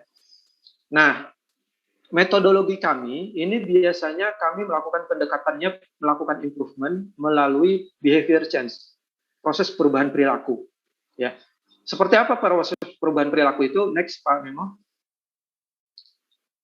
Jadi kita mungkin perlu pahami dulu bahwa setiap orang, setiap manusia itu pasti punya cara pandang, value, ya, punya mindset, dan itu unik, akan berbeda antara satu orang dengan orang lainnya, tergantung dari bagaimana pengalaman dia, apa yang dia baca, apa yang dia dengar, gitu ya. Nah, cara pandang ini mungkin sudah terbentuk bertahun-tahun, ya, dengan lingkungannya, dengan teman kerjanya dan lain sebagainya. Yang itu akhirnya cara pandang itu, next, Pak Memo, itulah yang nanti akan membentuk attitude, karakter. Dan attitude itulah yang nanti akan membentuk behavior. Pertanyaannya, apakah value, cara pandang, terus kemudian karakter, behavior, itu bisa dirubah ataukah tidak? Nah, jawabannya di sini bisa. Ya, jawabannya bisa. Bahwa value, cara pandang orang, attitude, behavior itu bisa dirubah. Cuma pengalaman kami, ini di sekian banyak proyek yang sudah kami jalankan, memang mengubah cara pandang orang itu yang sudah terbentuk tahunan, itu lebih susah. Ya, lebih susah. Tetapi, kalau mau mengubah behaviors, ya, pengalaman kami dari sekian banyak proyek yang sudah kami lakukan, itu sangat mungkin untuk kita lakukan dalam waktu cepat. Ya, tidak juga disebut cepat ya, karena biasanya standarnya 10 minggu. 10 minggu standarnya kalau kita mau mengubah behavior orang. Behavior ya, bukan karakter, bukan mindset, cara pandang, tetapi behavior. Nah, yang kita lakukan pendekatan di sini adalah bagaimana behaviornya berubah ke arah lebih positif, ya. Dengan cara apa? Ada hal-hal yang kita lakukan pendekatan sehingga behaviornya itu bisa berubah. Next, Pak Memo. Jadi pertama kita harus lakukan pengembangan dulu di sistemnya. Ya, sistemnya itu ya tadi kalau misalkan di proses pembelajaran ada learning management system gitu ya, dan macam-macam. Ya. Terus kemudian ada area atau proses development.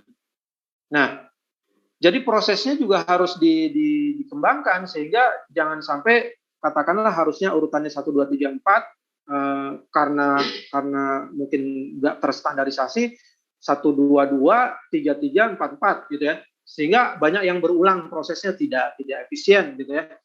Nah, ini perlu dibenahi prosesnya juga.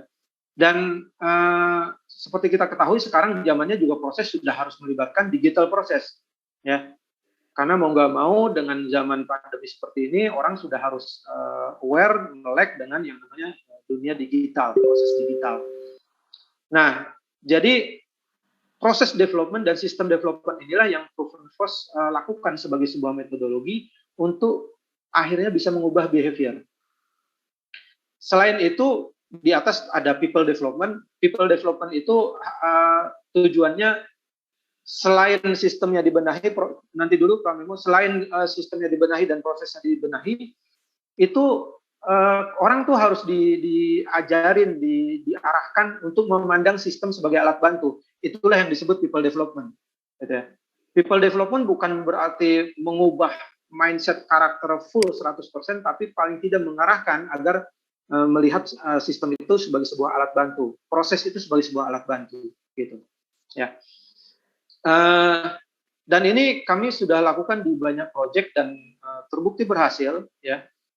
Behavior bisa berubah dan terlihat dari improvement yang ada, ya.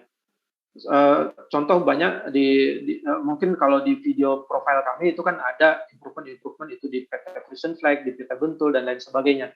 Yang itu intinya sebetulnya mengubah behavior dengan pendekatan sistemnya dikembangkan, prosesnya dikembangkan, dan orangnya dikembangkan agar melihat sistem sebagai alat bantu. Gitu. Contoh sederhananya begini, misalkan ada seorang office boy, yang mungkin di rumahnya tidak terlalu rapih, tidak terlalu bersih. Tapi ketika masuk dalam dunia kerja, dilengkapi oleh sistem checklist, diawasi oleh atasannya dengan sebegitu rupa, kok ternyata karakter tidak bersih dan tidak rapihnya itu nggak kelihatan. Ya, nggak kelihatan. Di tempat kerjanya, dia bisa rapi, dia bisa bersih. Kenapa? Karena behaviornya terbentuk oleh sistem dan terbentuk oleh proses tadi, ya, dan dipandang oleh dia sebagai alat bantu. Itu yang penting, ya. Jadi pendekatan yang kami lakukan Proven Force Indonesia itu metodologinya lebih ke arah bagaimana melakukan perubahan behavior. Next, Pak Memo. Ya. Nah, ini tadi kita bicara proses. Kita bicara proses kerja, bahwa ternyata manajemen waktu itu salah satu kuncinya proses kerjanya dulu yang harus efisien. Proses kerjanya dulu harus efektif. Dengan apa? Dengan membangun sebuah sistem yang lebih membuat kita fokus, lebih membuat kita lebih terpola. Ya. Nah, tadi di atas kita sudah singgung bahwa time management itu kan bagaimana kita mengelola waktu dengan menganalisa, merencanakan proses implementasi.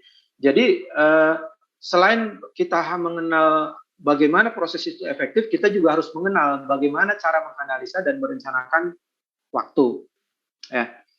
Next, Pak Memo.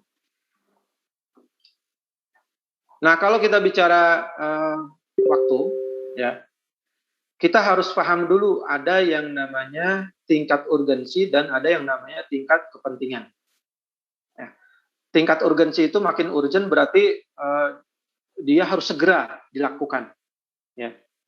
Kalau tingkat kepentingan semakin penting, maka dia efeknya itu semakin besar. Misalkan mungkin efeknya terhadap kualitas pembelajaran menjadi semakin penting gitu ya. Terus kemudian mungkin biaya yang dikeluarkan bisa semakin bengkak kalau itu tidak segera dilakukan gitu. Sehingga kita kategorikan penting. Nah, dalam sebuah matrik waktu, kita bicara ada terbagi ke dalam 4 kategori, ya. Jadi waktu itu aktivitas tersebut itu ada yang kita kategorikan A, di mana dia itu posisinya penting, ya, harus segera dilakukan dan juga urgent.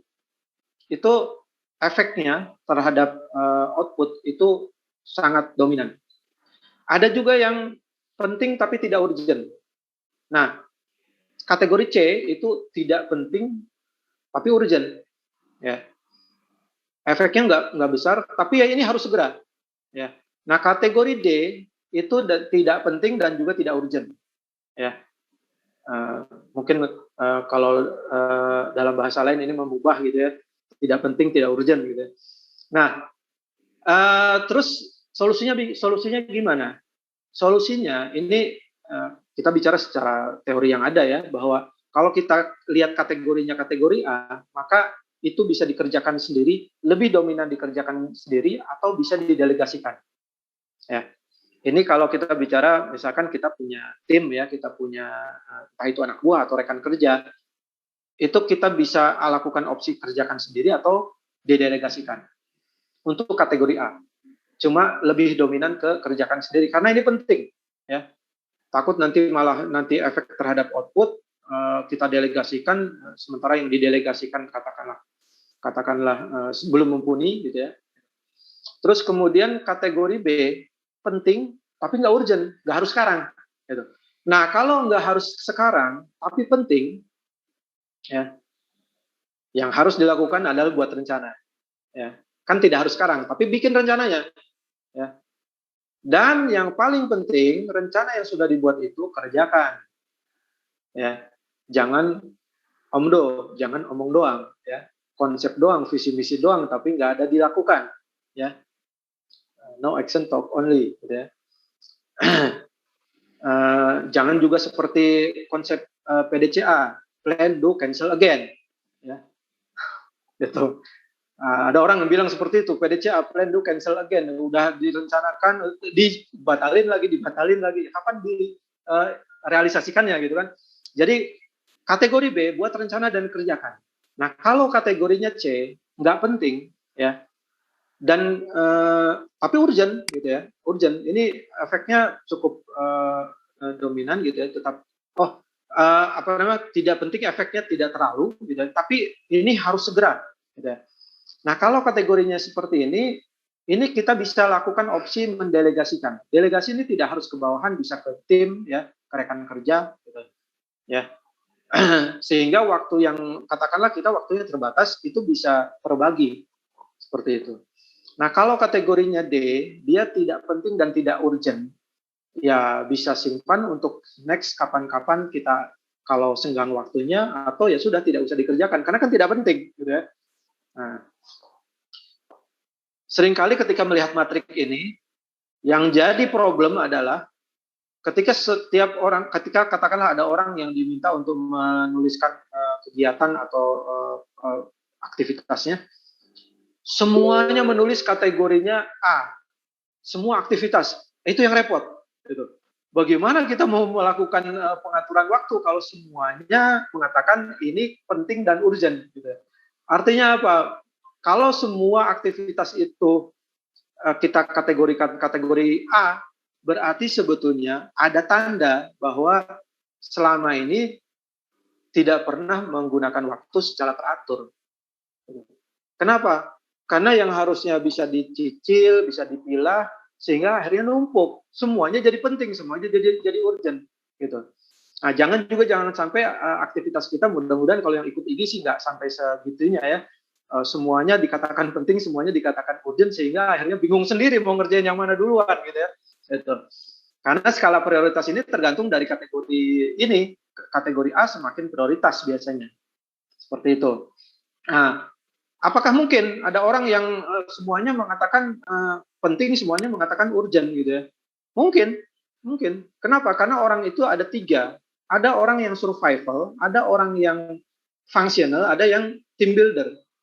Kalau survival itu berkutat dengan problem masa lalu, dengan pekerjaan masa lalu. Tapi kalau functional, dia berkutat dengan pekerjaan yang saat ini dia dapatkan. Kalau team builder itu biasanya sudah memikirkan rencana masa depan. Itu. Nah, kalau yang ikut IG sih harusnya sudah team builder semua ya. Jadi jangan sampai ada yang survival gitu ya, hanya berkutat di problem masa lalu, aktivitas yang harusnya dikerjakan di masa lalu, yang akhirnya jadi susah mau menentukan prioritas gitu ya. Gitu. Yang kembali lagi kalau itu yang terjadi, benahi dulu prosesnya, gitu ya. Benahi dulu prosesnya karena berarti ternyata prosesnya tidak efisien, tidak efektif. Sehingga semua pekerjaan menjadi penting, semua pekerjaan menjadi urgent, gitu. Oke, next Pak Memo. Ini beberapa pedoman. Ya, tadi kan kita bilang bahwa salah satu solusinya melakukan delegasi. Delegasi itu ada pedomannya di sini. Mungkin nanti bisa dibaca. Jadi delegasi adalah pembinaan, bukan menghindari tanggung jawab, sesuaikan tugas, ya.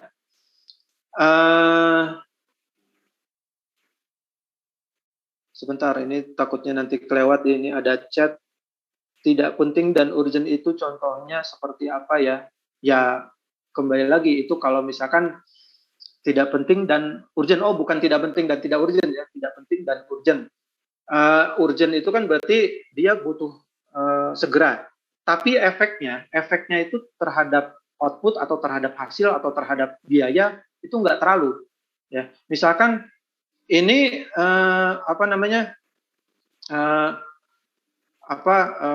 efeknya terhadap biaya mungkin hanya sekedar ya low budget. Tapi kalau enggak segera dilakukan, pekerjaan yang lain akhirnya bertumpuk yang kalau tidak dikerjakan sekarang ya membuat aktivitas kita di masa depan itu menjadi tertumpuk gitu ya. Maaf Pak Bayati, slide-nya masih panjang? Oh, sebentar, saya belum lihat waktu. Ini ternyata sudah 16.50 ya? Oh. Iya, 15 menit lagi untuk paparan. Oke, kalau gitu. Karena tadi juga di awal ada trouble, jadi mohon waktunya ditambahin ya. Ditambahin, Pak. Oke, ya. Jadi itu kira-kira ya contohnya bisa macam-macam ya. Terus kemudian pedomannya yang lain adalah sesuaikan tugas dengan minat dan kemampuan. Ya, jadi kalau orangnya minat kemampuannya tugas misalkan tugas lebih ke arah ngajar, ya kasih delegasi untuk ngajar gitu ya. Terus gunakan daftar periksa. Jadi nanti ada daftar periksanya dan beri kesempatan untuk belajar dan menikmati. Next, Pak Memo. Nah, tadi kan butuh daftar periksa pedomannya. Nah, ini daftar periksanya. Bikin checklistnya ketika kita mau melakukan delegasi. Sasaran yang harus dicapai apa, tanggal selesainya kapan, terus kemudian keputusan yang diperlukan apa, dan sampai ke reward yang didapat pelaksana delegasi itu seperti apa. Itu harus jelas, ya. Jangan sampai kita delegasikan pekerjaan, orang yang didelegasikannya juga masih bingung apa yang harus dikerjain, ya. Mungkin masih ingat dulu kita pernah melakukan permainan orang yang dagang kuda, ya. Masih ingatkah dengan si Carlos yang dagang kuda? Gitu, ya. Saya kurang tahu apakah ada yang mengikuti di sesi ini tentang si permainan si Carlos yang dagang kuda. Karena ternyata permasalahannya adalah dia mendelegasikan tugas ke anaknya, tetapi tidak dibekali, ya, tidak dibekali oleh apa sasaran yang harus dicapai, tanggal selesai keputusan dan lain sebagainya. Next, Pak Memo. Ini masih daftar periksa, ya.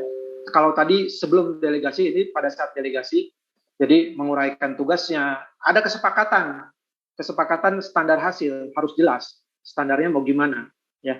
Lalu menentukan kebutuhan pelatihan dan kapan dilaksanakannya, ya.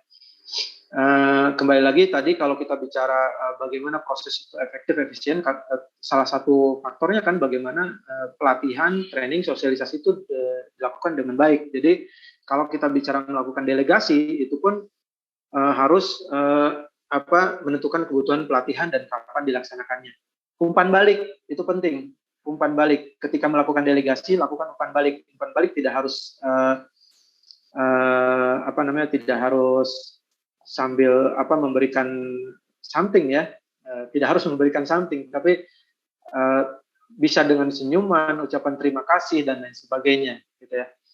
Kewenangan yang harus didelegasikan juga harus dijelaskan, terus anggaran, sumber daya yang dibutuhkan, tingkat wewenang yang dapat diberikan, sampai ke mengumumkan. Nah, ini mengumumkan ini juga kadang juga suka kelewat, termasuk saya juga kadang suka kelewat kalau mendelegasikan ke tim, gitu ya. Kita umumkan agar apa? Agar orang itu bisa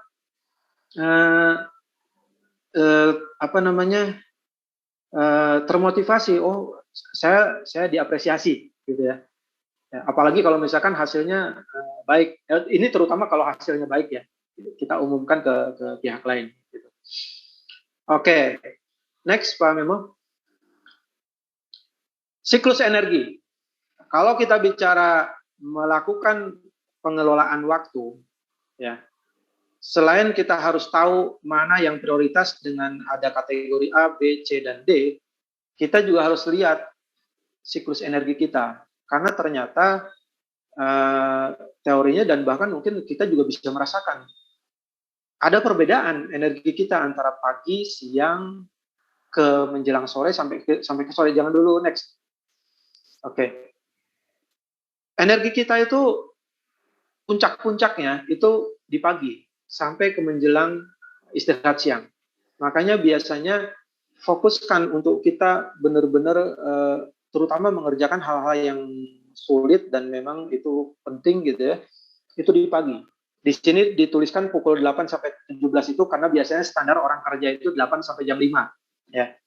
Tapi kalau kita mau tarik lagi siklusnya, sebetulnya ada lagi waktu yang lebih berenergi lagi, ya. Kalau kami biasa menyebutnya sepertiga malam terakhir, gitu ya. Itu kan siklus energi yang paling tinggi sebetulnya, ya. Di situ kalau katakanlah lagi bikin materi atau bikin silabus atau gimana, itu biasanya ide itu muncul di situ. Tapi jangan hanya itu sementara ibadahnya terabaikan, gitu ya. Karena sepertiga malam terakhir itu kan penting juga untuk ibadah, gitu. Nah, ini siklusnya biasanya sudah menjelang ke arah jam 12 siang itu turun, ya. Maka memang biasanya cenderung jam kerja itu kalau udah jam 12 jam istirahat kan, istirahat. Dan mungkin dalam penelitian dan saya kurang tahu di mana penelitiannya, ada juga yang bilang bahwa memang di jam tersebut itu lebih efektif kalau orang itu tidur. Tidur sebentar tapi ya, tidak sampai tidur 3 jam gitu. Kalau tidur 3 jam itu bukan untuk mengembalikan energi, itu kecapean namanya.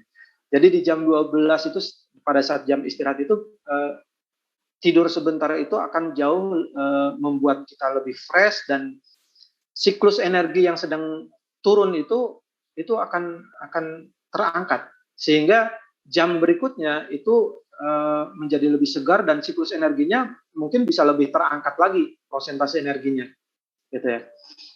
Tapi secara rata-rata orang memang selalu di jam-jam siang itulah yang siklus energinya paling turun, ya. Makanya jangan forsir justru pekerjaan itu di siang, karena nanti kemungkinan besar akan banyak yang entah itu kelupaan atau kelewat atau ada yang salah gitu ya, gitu. Jadi siklus energi ini penting untuk kita pertimbangkan dalam menyusun aktivitas kita, ya. Next, Pak Memo. Hambatannya tentu kalau kita bicara mengatur waktu itu pasti ada hambatan, ya.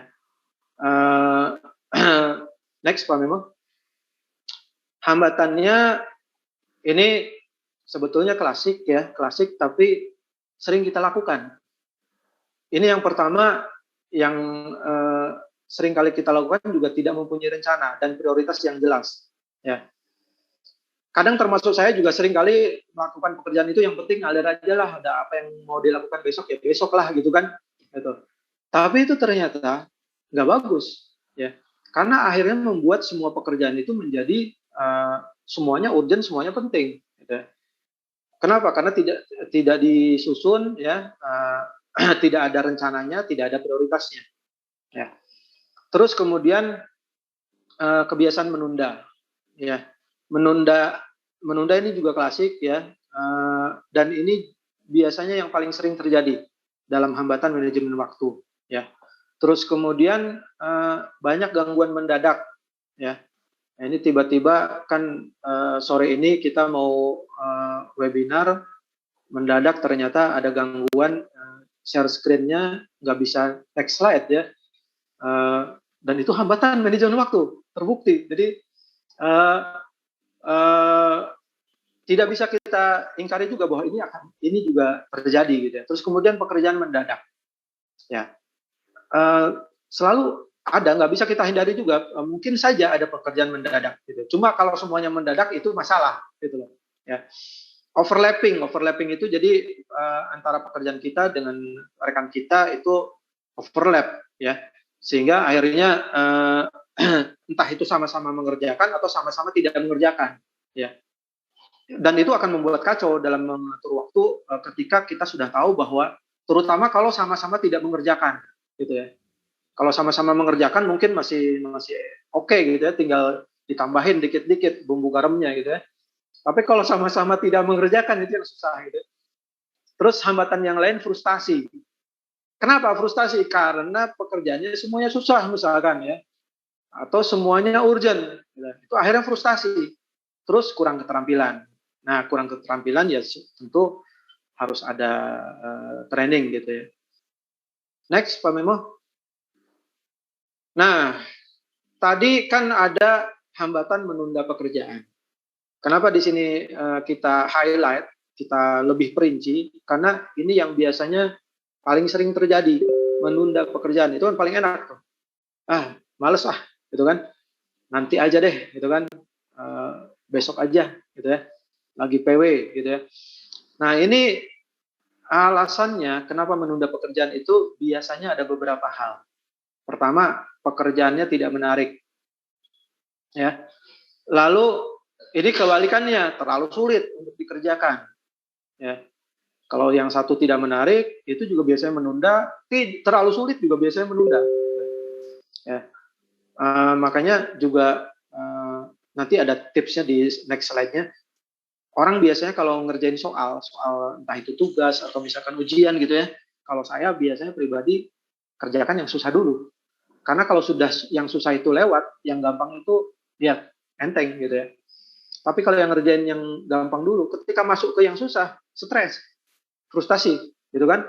Gitu. Nah, jadi pekerjaan tidak menarik, alasan menunda, terus terlalu sulit untuk dikerjakan, dan ragu-ragu. Ini penting nggak ya? Ini harus dilakukan sekarang nggak ya?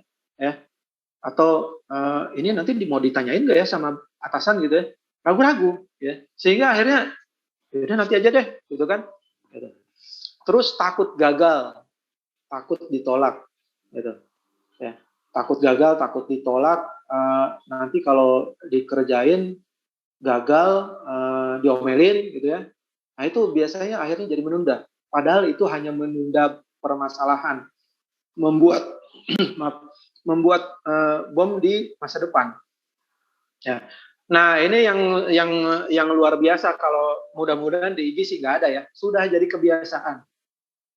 kebiasaan menunda pekerjaan, itu yang jangan sampai terjadi. Ya, jangan sampai terjadi. Kalau sampai sudah menjadi kebiasaan itu levelnya sudah. Wah, ini ada yang komen siang malam digunakan untuk bekerja, luar biasa. Waduh. Luar biasa. Betul. Ya, itulah kembali lagi. Memang kalau pekerjaan itu akhirnya numpuk, semuanya jadi penting, semuanya jadi urgent, dan akhirnya kita jadi bingung sendiri. Ini mau ngerjain yang mana dulu gitu ya. Nah, itu imbasnya mungkin karena prokrastinasinya ya. Menundanya sebelumnya, di waktu sebelumnya. Betul ya. Jadi apapun itu jangan sampai menunda pekerjaan ya. Oke. Next slide Pak Memo. Nah, tipsnya tadi sudah saya sampaikan di awal, kerjakan bagian susah dulu. Kalau ngerjain soal juga kan kerjain yang susah dulu ya. Terus ini mohon diingat bahwa yang namanya permasalahan itu tidak akhirnya menjadi lebih mudah karena ditunda. Justru akan menjadi lebih susah karena ditunda. Ya, kerjakan, gitu. Gitu. Dengan berbagai macam cara dan alat fasilitas yang kita punya, tentunya. Gitu ya. Jangan juga dikekepin sendiri masalahnya. Itu justru akhirnya jadi bikin stres. Open, terbuka, lakukan sharing. Kalau tadi ada bahasa delegasi, gitu ya.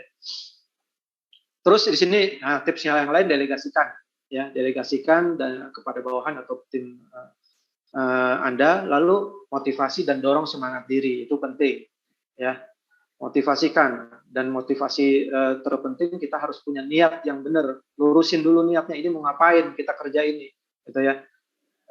Kalau niatnya hanya sekedar untuk cari apa yang kita dapat di tanggal awal bulan, ya akan beda hasilnya, gitu ya. Gitu. Motivasi dan dorong semangat diri. Next Pak Memo. Kiat manajemen waktu. Oke. Nah tadi kan hambatan nih. Nah ini kiat-kiatnya, ya.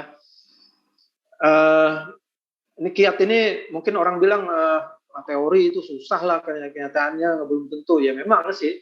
Yang namanya teori ya namanya teori, gitu ya. Sebetulnya ini akan menjadi mudah kalau dijalankan, gitu ya. Ntar dulu, jangan dulu, next slide. Loh, kok hilang slide-nya? Pak Memo? Pegel kayaknya. Pegel? Wah, aduh.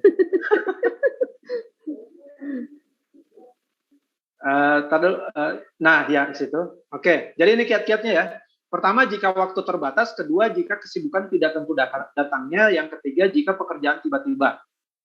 Jika waktunya terbatas, periksa seluruh pekerjaan, kerjakan dulu hal-hal yang kunci. Lakukan skala prioritas, mana yang kunci-kuncinya itu kerjakan dulu. Ya.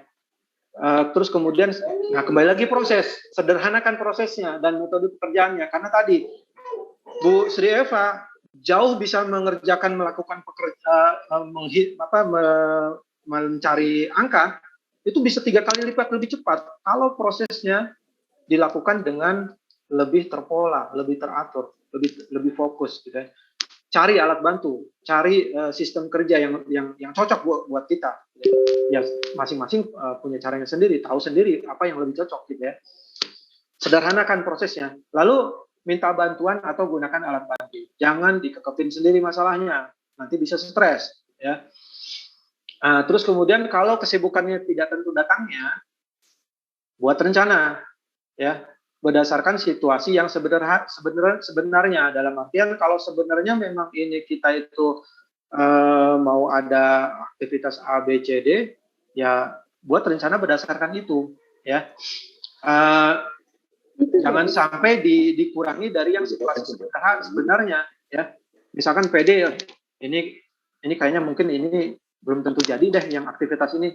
Akhirnya rencana dikurangi, efeknya apa? Akhirnya beneran datang dan jadi makin sibuk gitu ya. Terus tadi jangan menunda pekerjaan ya. Sehingga kesibukan tidak tentu datangnya itu bisa diatasi gitu ya. Terus jika pekerjaannya tiba-tiba, jangan ngeluh, pusatkan pikiran pada pekerjaan. Ngeluh tidak menyelesaikan masalah, tapi yang menyelesaikan masalah adalah make it happen, kerjain, gitu ya. Ngeluh hanya akan menambah masalah, tidak menyelesaikan pekerjaan. Terus kemudian ini penting juga, sediakan waktu untuk hal-hal yang tak terduga. Ya, cuma loan ini kan biasanya kan nggak banyak. Kalau dari 100% waktu kita yang tak terduganya 40%, ini masalah, berarti semuanya tidak terduga gitu kan. Gitu. Nah, biasanya yang tak terduga itu kan yang porsinya dikit gitu, entah itu 10%, 20%, tapi itu tetap kita harus alokasikan karena selalu aja ada yang sifatnya pekerjaan tiba-tiba. Gitu. Next, Pak Memo. Nah, ini sebetulnya akan menjadi latihan juga, cuma kayaknya waktunya juga nggak cukup. Jadi minta tolong nanti ini silakan digunakan tabel ini ketika kita mau melakukan sebuah perencanaan aktivitas. Jamnya jam berapa? Dari jam berapa sampai jam berapa? Kegiatannya apa? Prioritasnya apa? Prioritas boleh menggunakan kategori A, B, C, D atau misalkan skala prioritas 1, 2, 3, 4, 5, monggo terserah. Yang penting semakin prioritas itu yang semakin efeknya terhadap output itu semakin tinggi dan semakin harus segera dikerjakan. Itu yang makin prioritas. Dan identifikasi apakah ini dikerjakan sendiri atau delegasi. Ya, kenapa? Karena waktu kita semuanya 24 jam. Kalau semuanya dikerjain sendiri, ya repot juga, ya. Repot juga. Ini nanti malah akhirnya jadi kita frustasi karena semakin numpuk kerjanya, ya. Jadi ini monggo silahkan digunakan tabel ini ya untuk membuat sebuah perencanaan aktivitas pekerjaan kita. Ini tabel kegiatan bisa dibuat entah itu dalam bentuk harian, mingguan, 2 mingguan, bulanan gitu ya, terserah. Yang jelas harus jelas ada jamnya, kegiatannya, prioritasnya, dan statusnya apakah mau dikerjakan sendiri ataukah didelegasikan. Ya. Ini nanti materi kita akan share, cuma mungkin dalam bentuk PDF. Kalau mau tabelnya ya silakan bikin sendiri ya di Excel ya, mohon maaf. Tabelnya silakan bikin sendiri di Excel, toh isi kolom-kolomnya sudah ada. Dan saya rasa mungkin beberapa peserta sudah tahu lah tabel ini ya. Dan bahkan mungkin sudah ada yang melakukan menggunakan tabel ini. Itu luar biasa kalau sudah ada yang melakukan, berarti sudah teratur, terpola aktivitasnya, gitu ya. Dan kadang kadang yang bicara ini juga sebetulnya kadang nggak pakai gitu. Tapi mohon maaf karena ini juga tadi sifatnya sharing ya, bukan ngajarin ya. Ini bukan ngajarin ya. Karena kalau ngajarin yang ngajarin harus melakukan dulu gitu. Jadi makanya kalau kami kan biasanya sebagai konsultan itu selalu punya moto, do what I said to do, but don't do what I do. Gitu. Tapi tolong jangan dicontoh. Gitu ya. Itu ini juga tetap kita sebagai individu pribadi ini tools yang sangat powerful. Kita bisa gunakan ini untuk keseharian gitu ya. Dan ini juga sebagai pengingat saya pribadi agar ini bisa dijalankan lebih konsisten, gitu ya. Next, Pak Memo. Nah, ini mohon maaf ini karena mungkin saya juga seorang Muslim, jadi saya ingin bawakan salah satu mutiara dari ayat Al-Quran, ya. A'udzubillahi minasyaitonirrajim. Bismillahirrahmanirrahim. Wal 'asr innal insana lafi khusr illal ladzina amanu wa 'amilus solihati wa tawassaw bil haqq wa tawassaw bis sabr.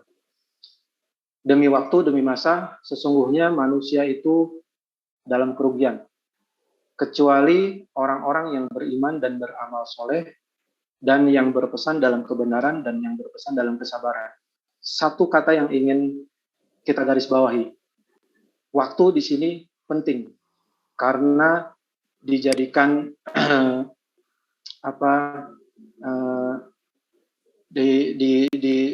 disampaikan oleh ayat ini, gitu ya. Nah, waktu tidak akan membunuh kita kalau di sini ada kata-kata iman. Kita yakin bahwa apa yang kita kerjakan itu pasti akan ada balasannya. Ya. Tidak mungkin apa yang kita lakukan itu, kita jerih payah itu, terus akhirnya tidak ada balasannya. Pasti ada balasannya. Tidak selalu dibalas oleh orang, tapi mungkin dibalas oleh Yang Maha Pencipta. Jadi, kembalikan niat kita, kembalikan keyakinan kita bahwa sebetulnya apapun yang kita kerjakan, apapun waktu yang kita gunakan, itu yakini bahwa ini akan kembali kepada kita. Kita pasti akan dibalas dengan apa yang kita gunakan di setiap detik, setiap jam, setiap hari yang kita lewati. Baik, sepertinya itu saja. Next slide-nya. Terima kasih banyak atas kehadirannya dan terima kasih banyak atas perhatiannya. Mohon maaf kalau misalkan ada yang kurang-kurang atau ada kesalahan teknis, terutama tadi di awal, ya. Mohon maaf karena sebetulnya sudah geladi, tapi enggak, ya itulah sudah qadarullah. Di luar ya. kendali. Di luar kendali. Di luar kendali. Nah, ini waktunya mudah-mudahan benar ya, sudah. Gak apa-apa Pak, langsung saja. Oh, terima kasih banyak, ini luar biasa pemaparan. Ini walaupun singkat tapi luar biasa bermakna dan padat sekali. Bapak Ibu sekalian, silakan yang ingin langsung bertanya kepada Bapak Baihaqi selaku narasumber kita. Ini perlu dibatasin nggak Bu? Dua pertanyaan ya? Ya, karena ini waktunya juga sudah 5. Iya, betul. Adakah Bapak Ibu yang ingin langsung bertanya? Masih penasaran? Atau sudah terjawab semua ini? Kalau bisa saya jawab, ya saya jawab. Tapi keterbatasan juga ya. Ada yang mau bertanya nih, benar nih. Kalau begitu saya yang bertanya duluan deh, sambil nunggu yang lain mengonsep. Jadi gimana nih kalau yang penasaran soalnya pertanyaannya saya nanti Pak. Malah enggak Pak. Jawab apa enggak ini? Enggak Pak. Gini, terkait dengan tadi hambatan dalam manajemen waktunya ya Pak ya, kan di situ ada overlapping ya Pak ya. Betul. Nah, ini seringkali kita menemui di lapangan, entah itu kita di organisasi ataupun di tempat kita bekerja sendiri gitu kan. Terkadang kita pengen sesuai sistem ya. Ada program yang sudah diprogramkan, ada time manajemennya kan sudah juga dibagikan, kita semua sepakat, tetapi nyatanya di lapangan itu ada pihak yang seharusnya mengerjakan pekerjaan itu dan selesai on time, tetapi tidak terselesaikan sesuai waktu yang sudah kita tetapkan bersama. Akhirnya kita memutuskan untuk mengambil atau melakukan overlapping ini. Nah, ini kalau seberapa sehatkah overlapping ini dikatakan sehat ketika kita melakukan itu gitu. Jadi maksimalnya tuh seberapa gitu Pak. Jangan-jangan kita terlalu sering melakukan itu karena kita nggak mau kerja, kita jadi lelet gara-gara sistem kita jadi berantakan gara-gara orang yang satu itu nggak bisa perform kinerjanya secara baik gitu. Nah, kira-kira seperti itu Pak. Gimana nih caranya untuk menghindari itu dan seberapa besar kita sebagai pribadi, individu menghindari hal itu agar kita tidak terlalu overlapping gitu Pak. Ya. Ini sebetulnya mungkin yang di overlapping itu, contoh misalkan ada sebuah pekerjaan, ada poinnya, poin 1, 2, 3, 4. Nah, poin 1, 2 itu ditugaskan ke si A. Poin 3, 4 ditugaskan ke si B. Maka itu yang kita sebut overlapping karena ada responsible 2 orang gitu. Nah, dalam sebuah pengaturan tugas itu mungkin saja terjadi, gitu ya. Mungkin saja terjadi, tetapi kadang-kala itu menjadi hambatan. Kenapa?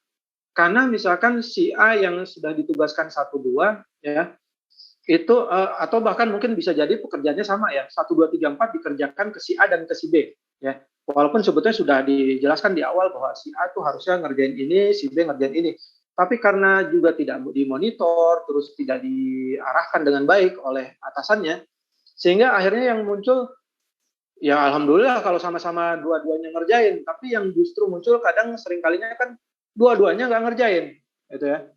Nah, ketika dua-duanya nggak ngerjain, ya memang sebetulnya yang menurut kami yang lebih idealnya adalah atasannya yang harus turun tangan, Bu ya.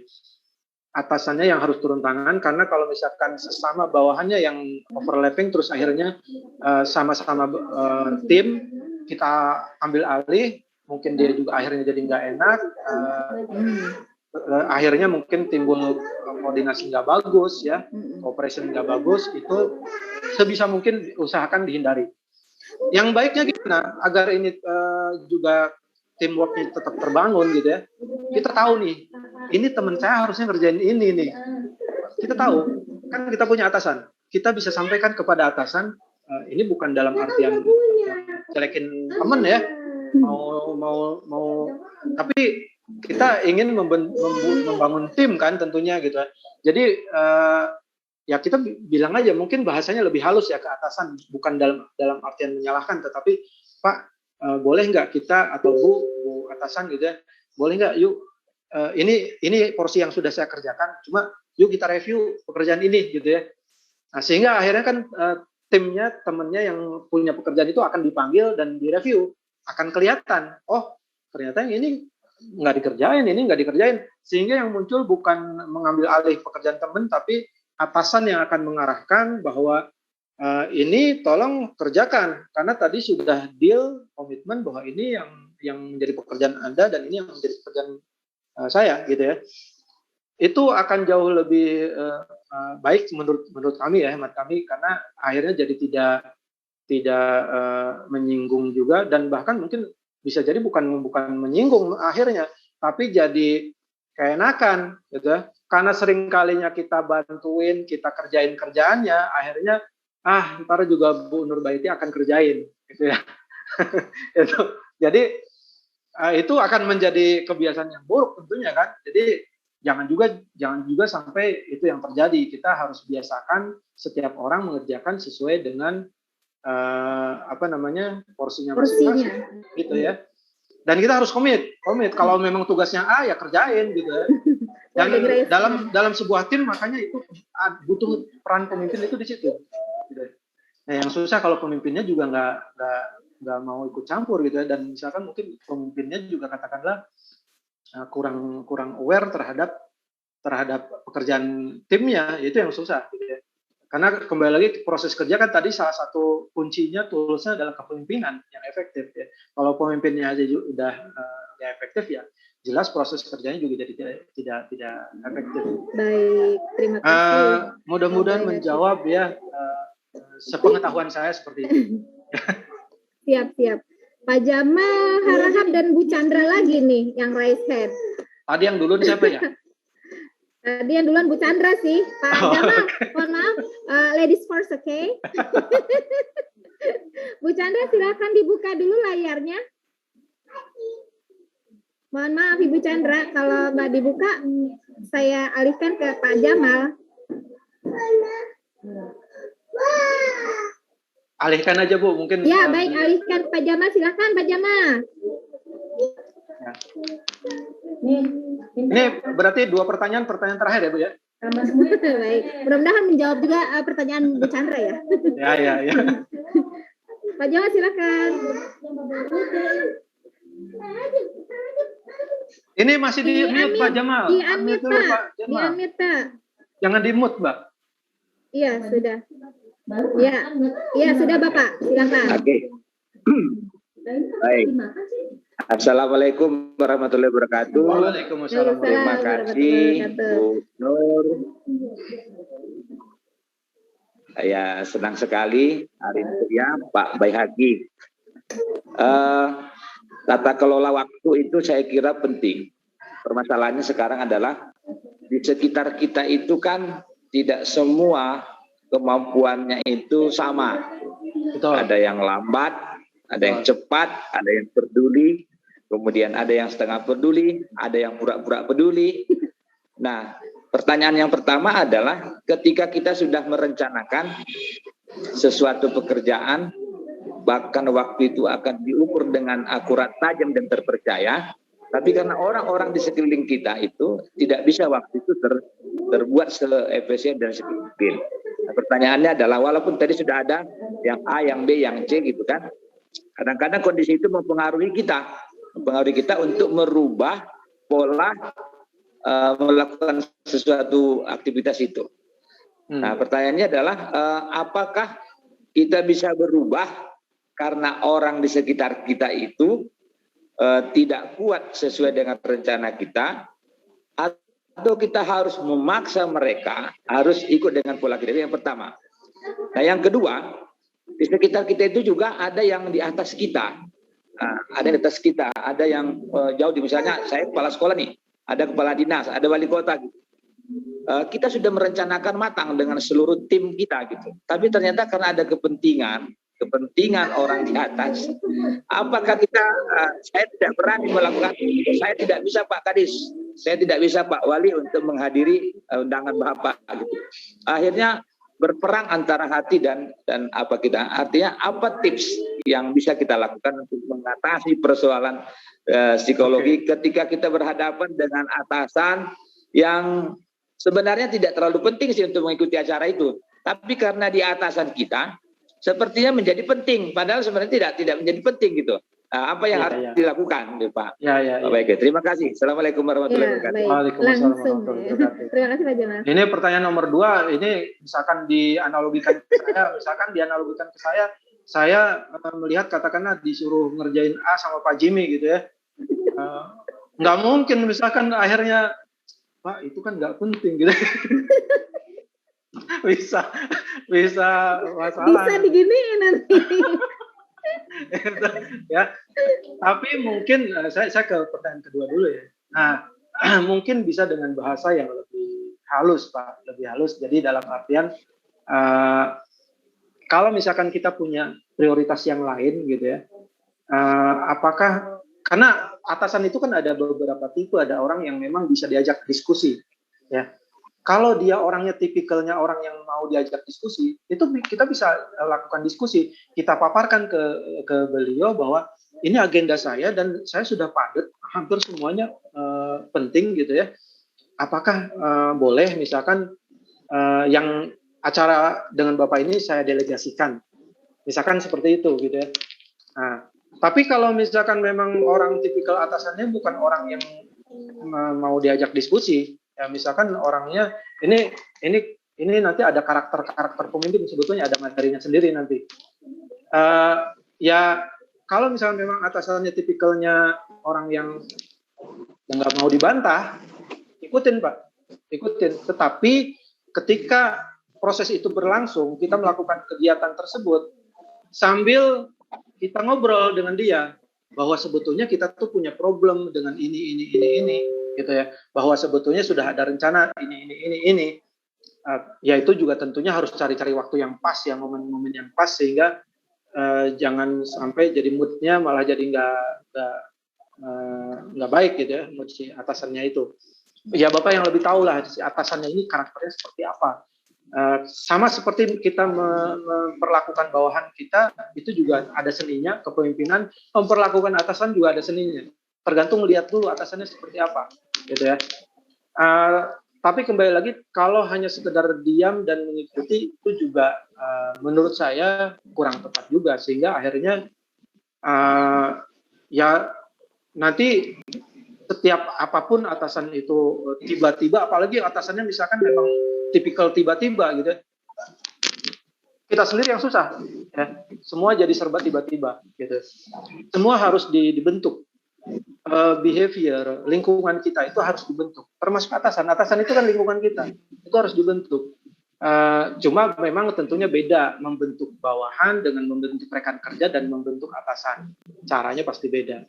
Itu ada tipsnya sendiri, ada trainingnya sendiri, ada materinya sendiri, nggak mungkin bisa dijelaskan dalam waktu singkat gitu ya. Nah, yang ke pertanyaan pertama tadi, jelas mungkin Pak keseret sama lingkungan, jelas mungkin ya. Jadi makanya sebetulnya kan ada satu tips yang mungkin orang bilangnya kita harus hijrah, gitu loh. Ya, hijrah dalam artian apa? Jangan ikuti lingkungan yang akan menyeret kita kepada hal yang negatif, kan? Gitu loh. Nah, cuma masalahnya, ya ini udah kadung, saya udah tinggal di sini, mau gimana lagi, gitu kan? Orang-orangnya sudah seperti itu. Ya kalau misalkan memang kita sudah tetapkan pilihan untuk kita di sini, ya kita harus bulatkan tekad untuk jangan terbawa arus, gitu. Ya. Mungkin Pak Ervin dulu pernah memberikan analogi kereta api. Jangan terus kemudian kereta apinya nungguin orang yang telat, kan? Gitu. Kereta api jalan jam 4 ya jam 4 sudah selesai. Tinggalin yang memang datangnya telat. Gitu. Kalau semuanya harus diikutin repot. Gitu. Tapi kembali lagi itu semua ada caranya, ada tipsnya agar jangan sampai menyinggung orang, agar jangan sampai membuat silaturahminya menjadi bermasalah, kerjasamanya menjadi bermasalah, seperti itu. Nah, mudah-mudahan bisa menjawab ini dengan keterbatasan ilmu saya dan mudah-mudahan semuanya bisa memahami tentunya. Dan ini mohon maaf sekali lagi, mohon maaf ini bukannya nggak mau menjawab, cuma karena waktunya juga ya. Sepertinya kita perlu selesaikan, Ibu Nurbaiti. Baik. Tapi ini sepertinya nanti ada pesan-pesan sponsor dulu, mungkin dari Pak Memo. Sepertinya diminta untuk pesertanya nanti untuk follow IG-nya Orbitin ya Pak Memo ya. Halo Pak Memo. Iya Pak, betul Pak. Oke, ya. Linknya IG-nya Orbitin mungkin nanti boleh di-share ya Pak Memo di chat, sehingga nanti peserta-peserta yang ada di sini bisa mohon di-follow ya. Orbitin ini sebetulnya adik-adiknya Proven Force, bagian dari Jimmy Gani Corporation gitu ya. Baru terbentuk 2 tahun yang lalu. Proven Force sudah terbentuk dari 2003. Gitu. Fokusnya beda tapi Pak ya? Fokusnya beda. Kalau Proven Force Indonesia ini kan lebih ke consulting. Training manajerial, tapi kalau Orbitin lebih ke digitalisasi. Ya. Jadi kalau kami ini di Proven Force Indonesia ini old school. Jadi jangan nyuruh kami untuk pakai digital, susah. Orang lama semua ini. Terbukti tadi ya, ada noise-nya. Gitu. Oke. Baik, saya kembalikan ke Bu Nurbaiti. Mohon maaf tidak semua pertanyaan bisa kita jawab gitu ya, karena keterbatasan waktu juga dan sudah menjelang maghrib. Ini waktu yang baik untuk kita berdoa dan kita tutup acara ini. Saya kembalikan ke Bu Nurbaiti. Iya Bapak, terima kasih banyak Pak Baihaqi atas masukan-masukannya, sharing-sharingnya, ilmunya yang luar biasa buat kita semua. Kadang-kadang kita nggak sadar sebenarnya sebuah itu udah kita lakukan ya nggak sih? Tetapi kita kembali kepada diri kita sendiri. Apakah kita memutuskan untuk mengikuti waktu yang sudah kita tentukan tersebut, kita kelola sedemikian rupa agar kita sampai pada tujuan tertentu, ya, atau kita mau nyaman dengan diri kita sendiri, mengalir seperti air saja gitu, tanpa pengelolaan yang jelas. Itu kembali lagi kepada diri kita sendiri. Mudah-mudahan kita semua dapat mengambil hikmah dan ilmu dari paparan Pak Baihaqi pada kesempatan kali ini. Mohon maaf sekali kalau tidak bisa memuaskan Bapak Ibu semuanya. Saya sebagai moderator Bu Betty Kumala sekali lagi atas nama kegiatan time management kali ini, mudah-mudahan di lain waktu kita bisa sambung kembali. Saya kembalikan kepada Ibu Kania atau Ibu Wafi. Silakan Bu.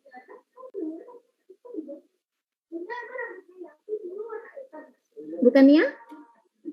Kenapa mukanya jadi putih begitu?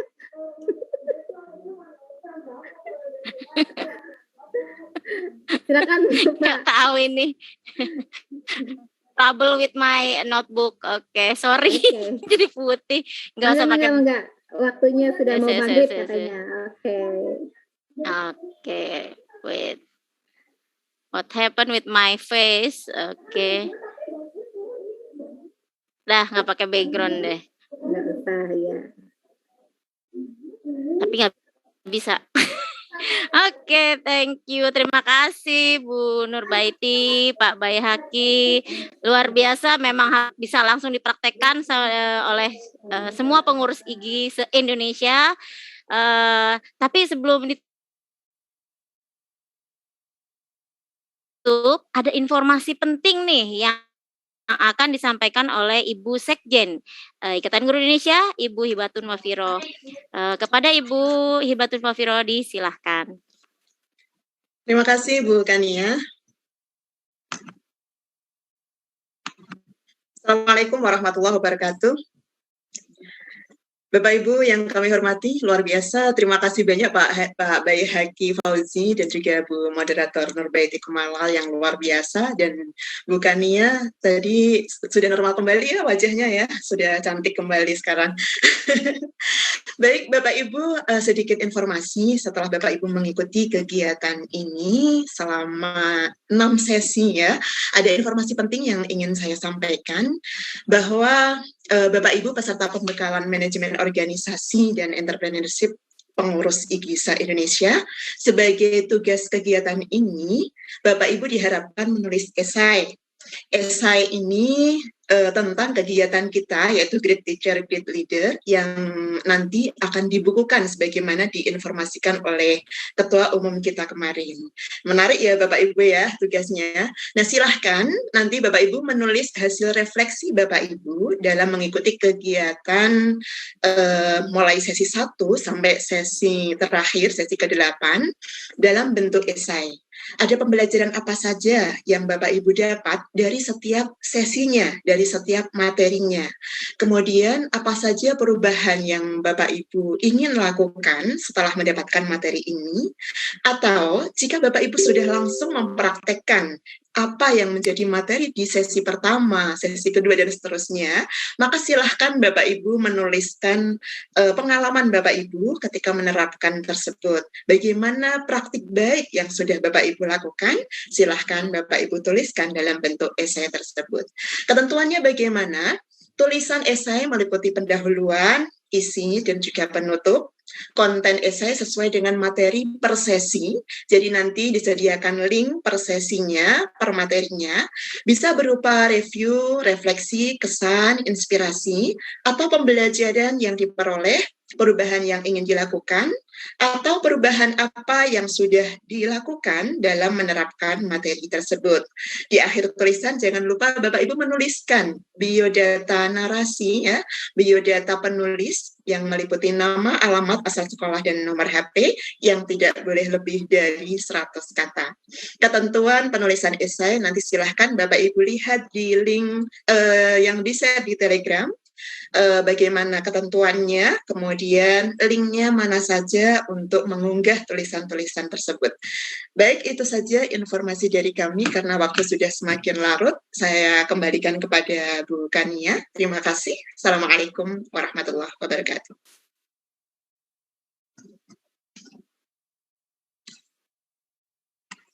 Bu Kania.